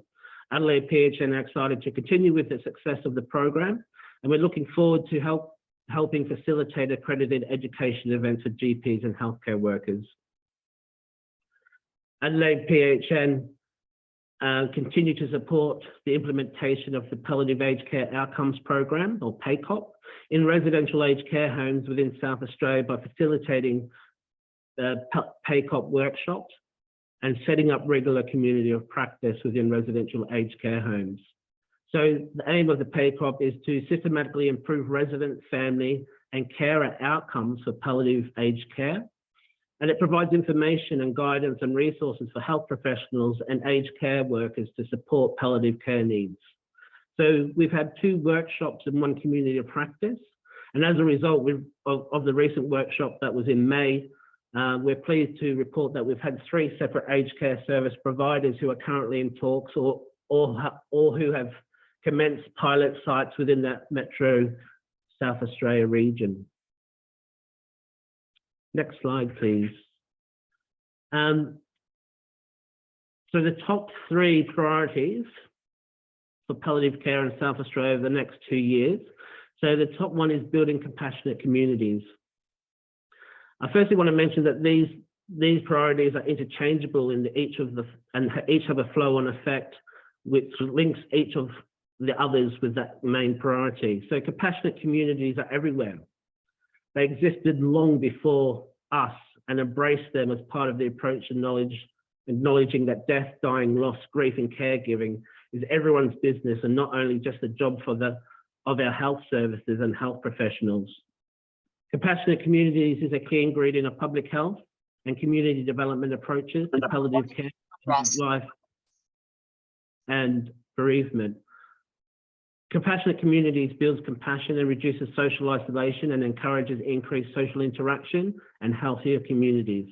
Ultimately, a shared community responsibility is important to broader health, aged care, and social care systems. The second priority over the next 2 years is supporting cultural and societal changes. So supporting and encouraging cultural and societal changes through increased death and social literacy would empower people to make better informed end-of-life choices by increasing uptake of advanced care planning or directives. It's about enabling societal and cultural changes in not only the workplace, but in the community. Enabling more people in the community to make choices to be able to die at home based on wishes and preferences during the end-of-life stages. To enable more people to make these informed choices comes down to education and development of not only the workforce, but enabling those conversations with consumers early enough to enact on people's wishes and preferences. Adelaide PHN are currently implementing a project to increase capacity of vulnerable people in the community, with their initial focus on homelessness and LGBTQI+ community to increase uptake of advanced care planning. And our third priority is to support integration of palliative care services. Within palliative end-of-life and bereavement through empowering, respecting, and valuing those who work in the care industry. A shared community responsibility is important to the broader health, aged care, and social care systems. Supporting telehealth models of care, developing workforce capacity through education, training, and integration through sharing and having a common understanding. Bringing the right people together to support integration across health systems. And finally, Adelaide PHN continue to engage and bring the right people together to support improved integration across aged care sectors, such as being involved with multiple steering groups and networks to enable future changes. And that's it. Thank you, Shyla. Thank you so much. This morning, Camilla from Palliative Care Australia talked about the greater choice for at-home palliative care programs. So it's lovely to see the initiatives that are happening in the Adelaide region. And now moving to the country region, so to Country SA. So over to Sally, who's coordinating their project. Over to you, Sally. Everyone, thank you, Shyla, for having me. And I just would like to acknowledge the beautiful Paramount clan that I am dialing in from today. Surprisingly, the sun is out, so that is a rare thing here in Mount Barker. So I guess I would like to introduce you to the country version of the Greater Choice for At-Home Palliative Care project. I had a feeling that my friend Brendan over in Metro might introduce PHNs a little bit more. That usually tends to be our biggest hurdle, is what is a PHN? And talk about the Greater Choices program. So I will briefly touch on Country SA PHN. So we cover 99.8% of the state geographically and approximately 30% of South Australia's total population. So we are very much a commissioning body. I like to describe us as the backstage crew. We are often not seen, but we are definitely back here trying to get some amazing things done. Next slide, please. Okay, so how we benefit South Australians. This is very much specifically around palliative care. So we do commission many different health services that benefit the lives of our country South Aussies, and these do and have included Health Pathways SA. So hopefully some of you have heard of Health Pathways before, which is an online portal to provide health professionals easy access to comprehensive evidence-based assessment, management and localised referral resources for specific health conditions. And we co-fund that, well, with SA Health and Adelaide PHN. And there's been recently some palliative care pathways released on there, which are really fabulous resources for health professionals. So if anyone doesn't know about that, please get in contact. We currently commission the Nightingale Nurses Program, which is an amazing initiative and piece of work that is happening out there and slowly but surely making its way through country South Australia. And if you have not heard of the Nightingale Nurses Program, highly recommend you jump in and have a look. It's incredible. Very proud to be associated with them. We normally explain to people that we commission headspace services. That's usually a service that everybody is aware of, and they'll go, oh, okay, so that's what you do. So that's one of our biggest pieces of work in the mental health space, which also can cover off on a bit of grief and bereavement work as well. So we have a lot of services across all of Country SA. And in the near future, expect to see some more changes, exciting changes in that space as well. Next slide, please. So we work really closely with Aboriginal community controlled health organisations in Country SA to improve health outcomes for Aboriginal and Torres Strait Islander people. We commission a program called ITC, or Integrated Team Care, which is purely for people that have a chronic condition, a diagnosed chronic condition. And what we're going to do through the Greater Choices project as well is to support people with chronic conditions who are also moving to a palliative space, to make sure that our workforce out there are supported and that the community are having all of the resources they need as well. And funding patient education. So some of you may or may not have heard of a platform called GoShare, which is used very much in the general practice space, which is what we are funding it for. And we are currently developing a number of tools to support palliative care and end-of-life care. We have done it for COVID-19 vaccinations and other things in the past, but it's basically a direct messaging system that the practice can text message their patient information that they may not get around to being able to provide in their appointment. We know that they are under the pump and there's only so much information that can be delivered, but it also means that it can be delivered to the person in an appropriate time and space, so they can be in their own home, open up their phone, and there's a text message sitting there for them. So we've just recently worked with community elders around an Aboriginal Torres Strait Islander grief and bereavement tool, which will soon to be released. And also another one we're working on around that adult attitude to grief tool, which will be a self-assessment tool for recently bereaved people. So happy to share any information around those as well. Next slide, please. Okay, so what we know here in Country SA, we have a high ageing population with burden of life-limiting conditions requiring palliative care, populations with unique care considerations, and major data gaps in palliative care service delivery and access. So I think other presenters before me today have touched on all of those things, so certainly nothing new to any of you.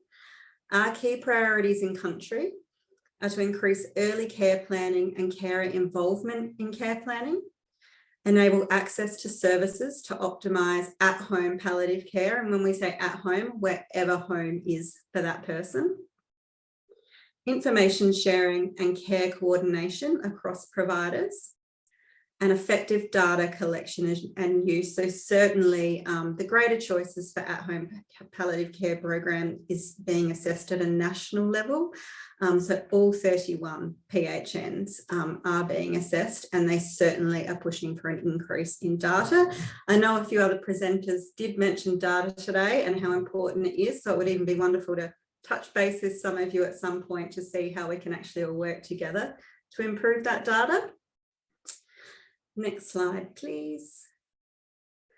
So what we are doing at the moment, and I haven't added one thing in here, which I can actually say now. So we've got the GoShare tools that are about to be released in general practice. We've got Health Pathways SA, which if you haven't registered for it, please do. It's a really, really great resource to have there. And we're really focusing on education for community-based care providers and communities. So like Brendan mentioned, we're co-funding the next round of the ECHO program through SAPMIA.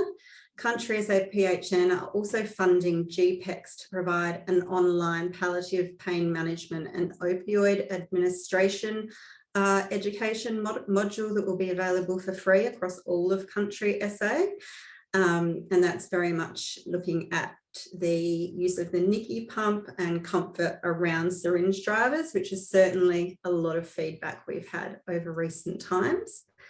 And another exciting one, which I won't share too much, I'll let Charlotte do that at some stage, but we have just about 20 minutes ago signed an agreement to work really closely with PowerCare SA over the next few years around nurturing compassionate communities for Country SA. So really, really excited. That's probably a huge one for us. So really excited to see what happens for our Country South Aussies over the next few years. So I'm going to celebrate that win tonight. Next slide, please. So we're going to continue to build on existing knowledges, resources and relationships by partnering with our local stakeholders, service providers, consumers and carers in a multi-phased approach focused on improving components of the local palliative care experience, including pathways, models of care, workforce capacity, which we've all talked about, engagement and data-driven quality improvement. And here at Country SA PHN, we have myself as the PowerCare lead, and we have a project officer, Debbie Timpano, as well. So if you have any questions, please reach out at any stage. We'd love to share with you. Thanks, Sharla. Wonderful. Thank you so much. And yes, we are very excited at PCSA to be collaborating with Country SA PHN in this space. When I was in Queensland, we did a lot of work with the regional primary health networks, and we'll be doing similar things with Country SA, which is exciting. So good lessons learned, merging across the state as well. So thank you for mentioning that. All right, let's head to the university land. We actually are punching above our weight in university world across South Australia with the amazing initiatives happening in palliative care. So delighted to have all three universities giving an update. First, we'll go to the University of Adelaide and Jacqueline Elliott to present on the great work that they're doing. Over to you, Jacqueline. Thank you, Shyla. Nina Mani, everyone. Just acknowledging that I'm also here on the land of the Kaurna people and recognise and respect their ongoing connection with the land, and also that they've been managing death and dying within their communities for thousands and thousands of years. That's me. I'm here primarily to talk on behalf of the Palliative Care Research Collaboration, recognising that this is a relatively new collaboration, and so I expect to have more news for you in a couple of years. We're only a first year into a 5-year program. So I sit within the School of Public Health, so very excited to hear some of the emphasis placed upon a public health approach to palliative care. Within our school, of course, we're part of the university's Faculty of Health and Medical Sciences in a top-ranked university in terms of research internationally. I can have the next. Sorry, I've been annoying and I've got transitions on my slides. So if you could just go to the next one, that would be great. Thank you. So in terms of the work that we do in palliative care, I've got some of the names of different people there with clickable links. You can go and see the kind of work that they're doing. But we look at things including death and dying, palliative care, grief and bereavement, workforce modelling and advanced care planning. And I think it's fair to say that we do have a very strong focus within our university on, it's always difficult to find the right words for this, marginalised and vulnerable, or as I think is perhaps more appropriate in the palliative care space to say underserved communities. Next slide, please. Thank you. So the Palliative Care Research Collaboration, as I said, is a new initiative which was a 5-year statewide project funded by the Hospital Research Foundation Group Palliative Care, and many, many thanks to them for, I like to say, making the universities play nice together here in the state. So it is a collaboration between the University of Adelaide, Flinders University and the University of South Australia.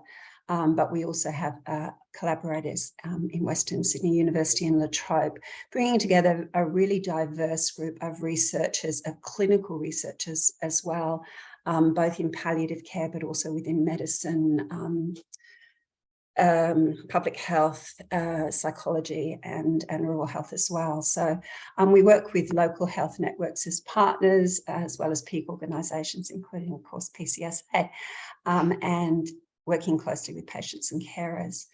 So our focus is on those proportions who are populations who are disproportionately affected by social inequalities. And have therefore limited access to palliative care. We've chosen to focus on 3 within that. So we're working with rural communities, culturally and linguistically diverse communities, and low socioeconomic people living with relatively low incomes, recognising that a kind of a common denominator for many of the other underserved communities is poverty, to put it bluntly.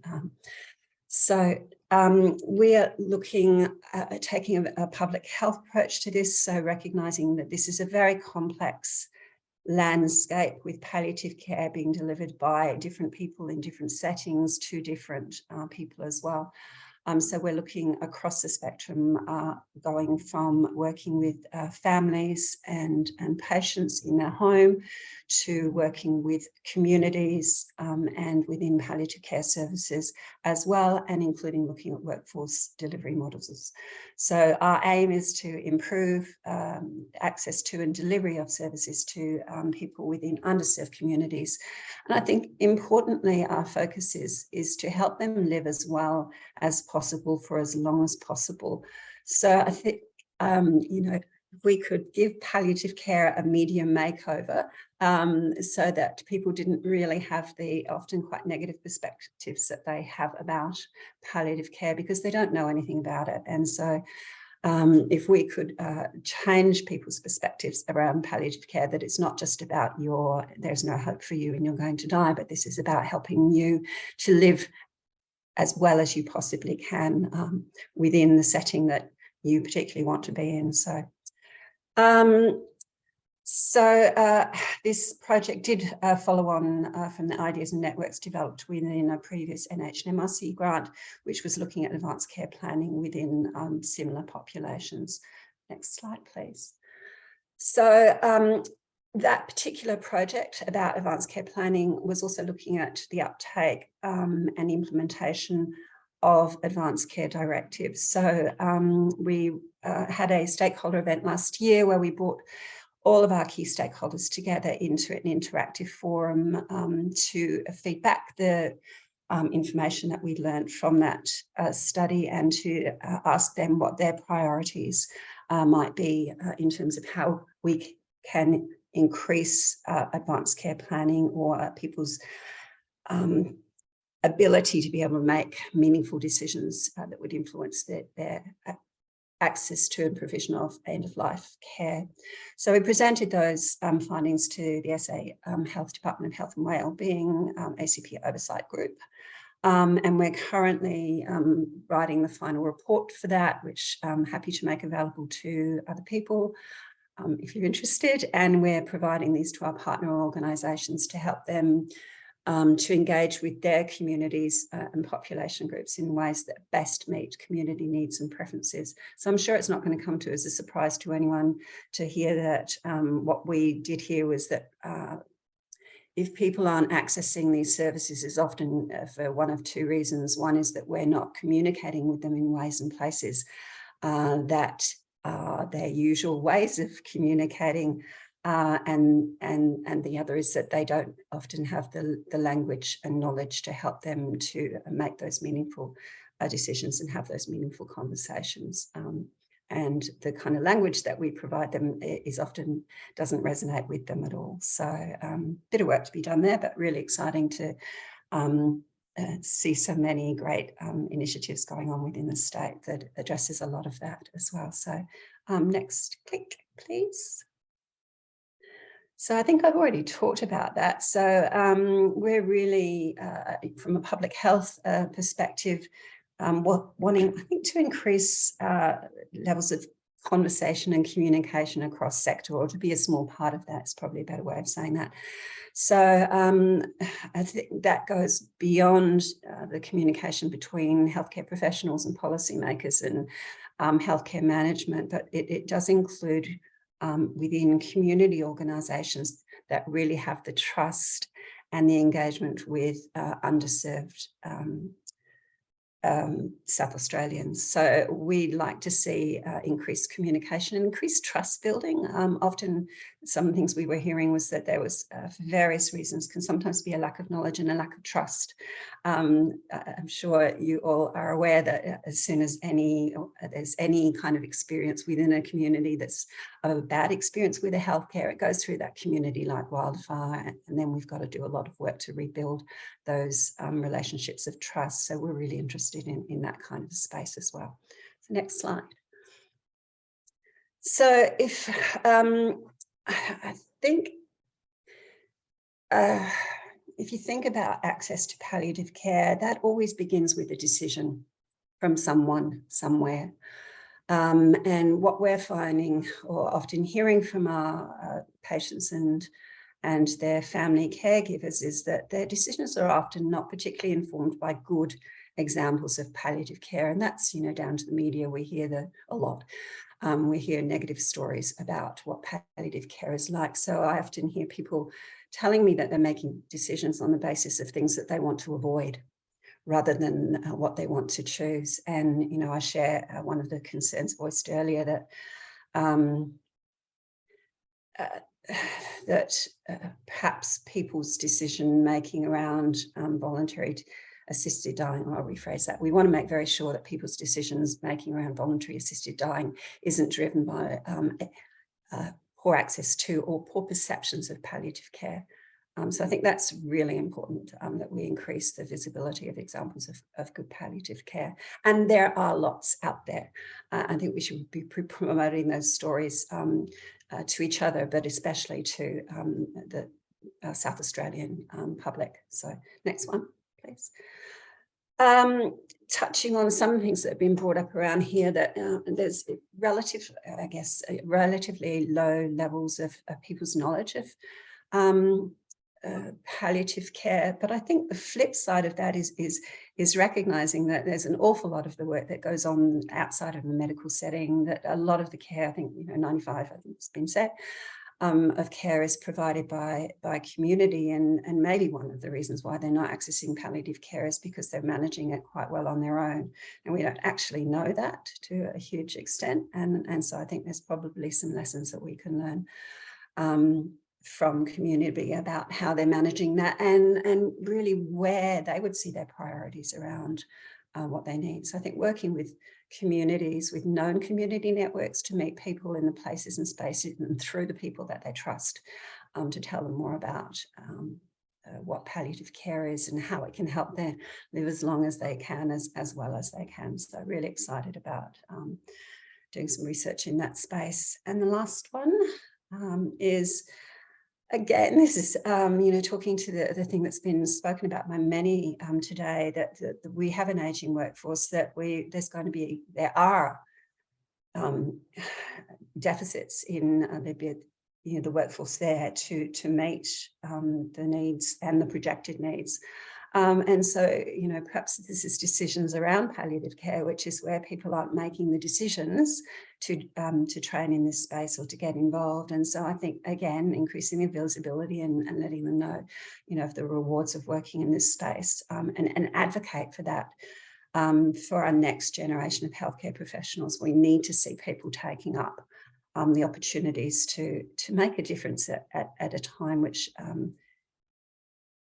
only happens once. You only get one chance to get it right. So I think that was all I had to say. So yeah, if you'd like to learn more about what it is that we're doing and how we're doing it, and you'd like to be involved, please do get in touch, and we've got a variety of ways that you can do that there. So thanks, Charlotte, for the opportunity. Oh, hang on, let me get this right. Naitalia, which is thank you in Ghana. Lovely, thank you so much, and what a wonderful initiative that's happening or being led from this state, so congratulations in that area, and looking forward to watching it emerge over the next 5 years. All right, well, now we're heard to UniSA, the University of South Australia, and over to Jason Mills. Thanks, Shyla, and thanks everyone. As with Jacqueline, just acknowledging that I'm presenting from Ghana country today, so obviously pay my respects to elders past, present and emerging. Also very much feel somewhat like the thorn between two roses here. So coming straight after Jacqueline at University of Adelaide, and then immediately before Jen Tierman at Flinders University. So just wanted to acknowledge up front that, as one of the 3 public universities here in South Australia, UniSA, we work in alongside and in collaboration with those fantastic people and institutions. So a little bit about us at UniSA, not surprisingly, education, research and community engagement, social impact are key strategic priorities. So we educate and prepare global learners from all backgrounds. We look to instill professional skills and knowledge, and also the capacity and drive for lifelong learning. Research as well is the other pillar.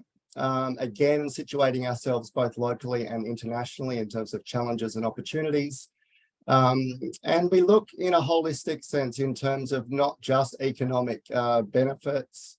We live in not just an economy, but a society. And our research, importantly, as always, informs our education and our teaching as well. So just on the research, we have a number of research centres. I work closely in collaboration with the Rosemary Bryant Research Centre, which is a multidisciplinary research centre working to improve healthcare and particularly to empower nursing and midwifery-led research. Next slide, please. Okay, so how we benefit South Australians, not surprisingly, primarily through education and research. We play to our strengths here. We've got a very strong, I work within the clinical and health sciences academic unit, which incorporates nursing, pharmacy and other disciplines in the health sciences. So as a registered nurse myself, I have oversight of the postgraduate education into palliative care nursing. So we have recently been, we just finished at the end of last year, delivering professional development short courses. So that is professional certificates in palliative care nursing. which were very well received, and we've now transitioned that with funding from SA Health into a clinical specialisation program. So palliative care nursing is one of a suite of clinical specialisations that nurses can get funding scholarships for. And so that is one course, palliative care nursing, that is part of a graduate certificate in nursing, and then as of next year into a Master of Nursing or Master of Nursing Nurse Practitioner. So, you know, I think it's baby steps for us here and now, but we're certainly looking to build some momentum in that space. Next slide, please. So research, so again, I'm a little bit of a new kid in town, having been here in Adelaide just since mid to late January. But recognising there has been work already at UniSA ongoing prior to myself coming here, and also in collaboration with Jacqueline in terms of her research. You know, continuing a theme here, I'm not sure if everyone's sick of the term yet, compassionate communities, but the team at the Rosemary Bryant Research Centre had, in the recent past, completed some preliminary work on assessing compassionate communities models within SA Grief and Bereavement Services. And we fortunately received funding to continue to look bigger and beyond that in terms of looking at a feasibility study incorporating some economic modelling in terms of potentially establishing, looking at the feasibility of a statewide grief and bereavement centre here in South Australia. Also, in terms of other research, HDR supervision, we've got other kind of work going on in terms of looking at strengths-based approaches to improve palliative care in rural settings. Also looking at some digital health in terms of virtual communities of practice across nursing, medicine, and supporting international development in palliative care. And I think final slide, I've kept it brief for today. Very brief in terms of recommendations. This is very, you know, I guess helicopter view. This is very consistent with, I guess, what many people have been saying. So it's a bit of a thread, but also in particular, John Rosenberg in his, as part of the national update earlier today. So for me, you know, these three kind of recommendations are looking at a whole of society, really, not whole of system, but the full picture. So firstly, you know, looking to continue efforts to future-proof the palliative care workforce, and I know that Jacqueline had just touched on that as well, but encompassing policy, practice, research and education, and then moving, you know, as we go down the list of three into the more civic components that John had mentioned. So in terms of the Ottawa Charter, you know, further reorienting health services towards and for health promotion in palliative care. And that involves looking further and further upstream in terms of the civic citizen realm, in terms of, you know, upstream community knowledge and capability in social care at the end of life. So that's, I think I've kept it under and not gone over. So that's all from me. Fantastic. Thank you so much, Jason. Now we'll head to Flinders University and over to Jen Tiemann. Thanks, Shyla. And look, can I start by acknowledging that I'm meeting on the lands of the Kaurna people in the lovely Adelaide Plains on a perfect day at the moment. Can also thank Shyla for actually bringing this together and providing a wonderful opportunity to have so many different perspectives on what's important and where we're going forward.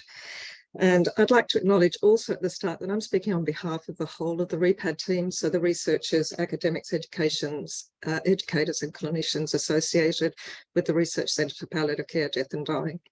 Thank you. So I'm following strictly to your script, Shyla, and I'm going to first talk a summary of palliative care activities at Flinders University before I look at how we've worked into South Australia and the benefits for South Australia and our three thoughts going forward. So really, I couldn't start without noting that Flinders University is a major provider of postgraduate education nationally and is also recognised internationally for its education. About 4 or 5 years ago, Flinders also recognised the importance of palliative care, death and dying by actually having a Senate-endorsed research centre with a specific focus on palliative care, death and dying, affectionately known as REPAD. And that we're also a provider of several national palliative care programs funded under the National Palliative Care Program by the Department of Health and Aged Care. Next slide, please.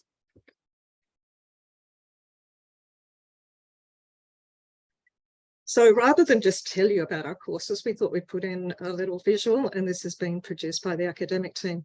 And really what they're talking about is that like Uni SA, we're also moving towards short courses in recognition of the needs that are situating in the community and in the workforces. So we're just introducing a certificate in palliative care and a specialist certificate in palliative care as well. And that goes with the postgraduate education, which includes the graduate certificate, the graduate diploma, and the Masters of Palliative Care. And obviously we also then offer into research high degrees as well. Thank you. We might get an early minute. One of the things about the REPAD Centre, so the purpose of the REPAD Centre is actually to make a difference to care at the end of life. That is not just clinical care, it actually recognises the involvement of families, of friends, of neighbourhoods and of communities.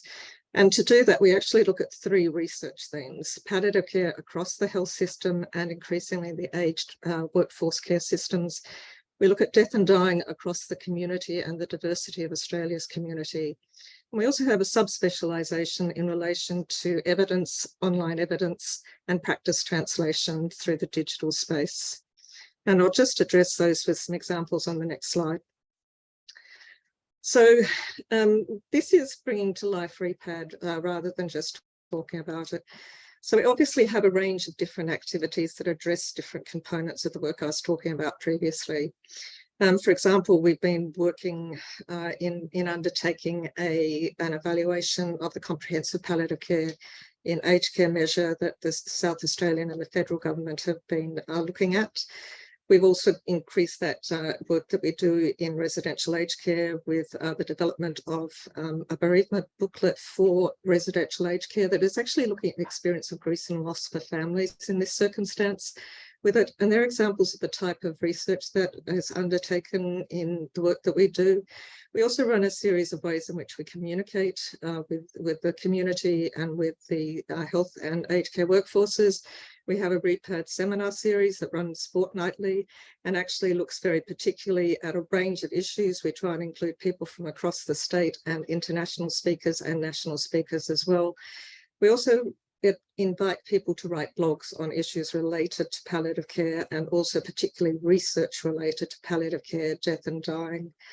We obviously run events, so this is an example on the slide of what we did for the National Palliative Care Week. We ran a 3 relationship between the NBN Community Service, between Advanced Care Planning Australia and Flinders around what it meant for advanced care planning in the digital space in those areas. And we obviously have a range of different ways where people can stay in touch with us. We actually have an external newsletter, we have REPAD updates, we have the blogs, and we also have the REPAD seminar series. Next slide, please. So we're also home to a series of national programs that have been funded primarily under the Department of Health and Aged Care. So that includes probably some that have already known to many in the sector.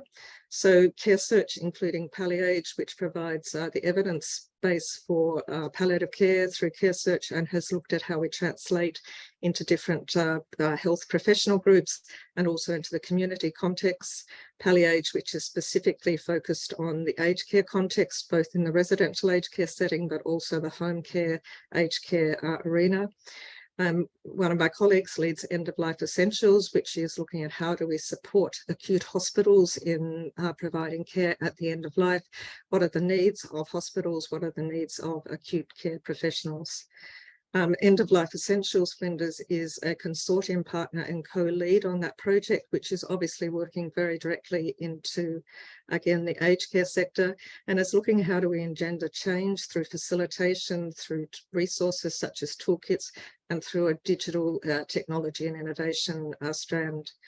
We also recognise that care, actually much of the care is actually provided directly by families and by friends and family carers. And so Carer Help has been a project that we've been working with Carers Australia, with St Vincent's, to look at how do we support people in care, what are their needs, how do we create information that can be utilised for them. And that has recently been extended into looking at underserved populations with the preparation of multicultural language materials, specific resources for Aboriginal and Torres Strait Islander people. And two other projects that also speak to diversity in the community. The Advance project, which is recently extended to, which is always focused on primary care and general practice, has now actually looked at what are the resources we need in relation to supporting people living with dementia and those providing care for them. And that suite of resources has already been released. And the last smaller project that we worked with the University of Sydney was actually about talking end of life. And this was about providing resources for the families, the care workers, and the people themselves with intellectual disability for that. So national programs are quite a significant version of how Flinders is contributing to palliative care. Thank you. Next slide. So I had a challenging think about the Flinders REPAD contribution to South Australia and to South Australians over the last 2 years. So I just wanted to bring out some of the highlights, because I think sometimes we're so associated with national programs that people don't recognise how much work we actually do within the state and within the community. So obviously some of my colleagues here at REPAD and more broadly in Flinders University had a pivotal role in producing the certified training to allow medical practitioners to participate in voluntary assisted dying. And that was a very multidisciplinary team to enable that to occur in the time period. We've been involved in evaluating the SA Comprehensive Palliative Care in Aged Care measure to understand how that has worked into the state. We worked with a number of the state palliative care associations and with Palliative Care Australia in developing what has become the end-of-life palliative care, end-of-life tool and palliative care fact sheet. An example of reach, and I can't tell you how it reaches into SA, but we do know that people from all of the aged care services make use of the Palliate modules, and that we've had over 80,000 of these modules completed. So my assumption is that at least a number of them are occurring in South Australia. The same with the Carer Health resources, which are now available in multiple community languages. We've also taken the opportunity as REPAD to become associated with ARIA, which is the Aged Care Growth and Translation Centre, because we see that actually being connected with aged care at the moment and with change processes in aged care is absolutely critical. And this has enabled us to actually create a suite of resources relating to palliative care and to have that represented within the ARIA Knowledge and Implementation Hub. We also work very closely at building connections across the whole of the REPAD team with SA Health, NALAN, SALAN and Carlin. I'm going to come and visit you very soon with Palliative Care SA, the Adelaide PHN Country, South Australia PHN Carers, South Australia with multicultural community for SA. We also worked with GriefLink with a number of the COVID-19 subcommittees, both locally and nationally. And obviously we've had members associated with the palliative care networks in South Australia. And obviously we try and ensure that all the resources and activities which are included in the national programs, such as Palliate, LDAC, End of Life Essentials and Care Search, are utilised by SA services and communities. And like many others who've been talking about today, we actually have been involved in different forms of compassionate communities, and to look at how communities themselves evolve solutions and how they engage about conversations around palliative care, around death and around dying. Last slide, please. So it was quite challenging to think about what are 3 priorities for the next 2 years, because there's so much going on and there's so much change that it is just occurring at this particular moment. And I guess where I came down on was really about saying, I think it is critical that we look at how we both enable and build the capability, but also retain the workforce. And this is not just the specialist palliative care workforce. This is actually the primary care workforce, the aged care workforce and the community workforce that are actually supporting people who have palliative care needs and people who are approaching the end of life. I think part of that means that we do need to focus on building palliative care awareness and all the aspects of palliative care so that people can understand that care can occur in different settings, in their home, in aged care, in the community, in the country, in metropolitan areas, in specialist palliative care services and in hospitals. And I think that's also partly about us thinking about how do we build death literacy into the community to understand what is our knowledge about what role death plays in life and how death forms part of our lives. And the challenge that I think is really put down to all of us, we know that there is care that occurs across the sectors and across the systems. But the challenge to me is how do we create truly person-centered systems that will support patients, families, and family carers across their journey, including through bereavement. So thank you. I think I have a last slide. If you need to contact anybody, this is where you can find us. And I look forward to conversations going on over the next 2 years. Thank you. Fantastic. Thank you so much, Jen, and to everyone today. I can't believe we're at the end. We've had over 20 different groups present today about different areas that is happening across palliative care. It is so important to hear what's happening in this area, and hopefully this will inspire people, will help us identify priorities for the future, but also to help us think about the linkages and connections that are already out there and prevent reinvention of the wheel. We've heard a lot of different initiatives that are happening and different areas that people are focusing on. So if you've got an interest in those areas, touch base with the people that have presented today and their organisations. Everyone, like you can tell today, is willing and able to connect and really wants to work together in a collaborative approach. So utilise those resources and information as much as you can.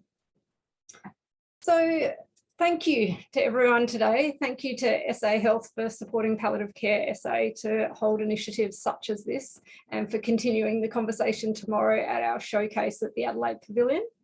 Thank you to all the speakers and organisations. I know I've been tapping you all on the shoulder in different ways, forcing you to put it all into very quick slides and only giving everyone a short time to share such amazing initiatives. So thank you for all being so patient with us during that and for achieving what was done today. I can't believe we're even just going to finish on time and even a bit earlier. Amazing with all these speakers. Thank you to everyone listening, you guys, everyone that tuned in and who will listen in the future on our YouTube channel to share this and keep the conversation going. We really appreciate everyone valuing this space of palliative care across South Australia. So what next? We will be collating or theming all the results of the priorities identified today and through other mechanisms in different ways. We've got a little evaluation for today's session so we can learn. As we mentioned, this is our first policy summit for Palliative Care South Australia, and we are hoping to hold these every 2 years. So we appreciate if you can take just a couple of minutes to give us some feedback so we can learn in the future how to continue this or how to do it better. We also are very aware that we couldn't get everyone today. There are so many people involved in Palliative Care South Australia in lots of different ways. So we are aware that we didn't have spiritual care as a focus. We are aware that you know, Carers SA, CODA SA, all these other groups that are doing amazing things in the palliative care space were not involved today. Many of them are involved tomorrow at this showcase, but also we will be interested in learning in the future if there are any other topics that we should include, any other organisations to try and invite, but also recognising the length of the day. It can be very long, so acknowledging that as well. So really appreciate your feedback in that space. And we will be having what we call hot topic webinars to continue these policy hot topics in the future. So each quarter we'll be inviting different agencies to share what they're doing in the space to continue these conversations on an ongoing period. So we look forward to all joining into those webinars as well. To help to continue the conversation about priorities for Palliative Care SA, it wasn't just the organisations represented today that we've asked, we're also inviting you all to tell us what your priorities for palliative care across South Australia are in the next 2 years. So what are those key improvement areas that we might be thinking of? We can't do everything, but if we can collectively work in the same direction, we can make a difference. So there is a survey open till the end to 30th of June, and you can see that link in the chat as well. We really encourage you to take the time to complete that, but also to share it with your colleagues as well. And also to become a Palliative Care SA member. We are a membership organisation, so how can I not mention that? Really encourage you. It is pretty cheap, $66 as an individual or $330 as an organisation. You know, we are the collective voice for the state. If you are passionate about this state, please join us as an organisation. So like I said, tomorrow the conversation will be continuing in a face-to-face event, but we will continue the conversation in lots of different ways. If you're not a member and you would like to keep up to date, we do have an e-news. And just to close off, thank you again to everyone in this space. Also, just flagging, palliative care is everybody's business. So hopefully this discussion really helped to broaden all aspects of palliative care, to learn and celebrate and share all these great initiatives that are happening across South Australia, nationally and internationally. Such an important area that we all work in and support and are part of a community. We all know people experiencing a serious illness, dying, death and grief, and we can all make a difference. So thank you all to everyone. Have a beautiful rest of the day, and we'll be in touch soon. Bye.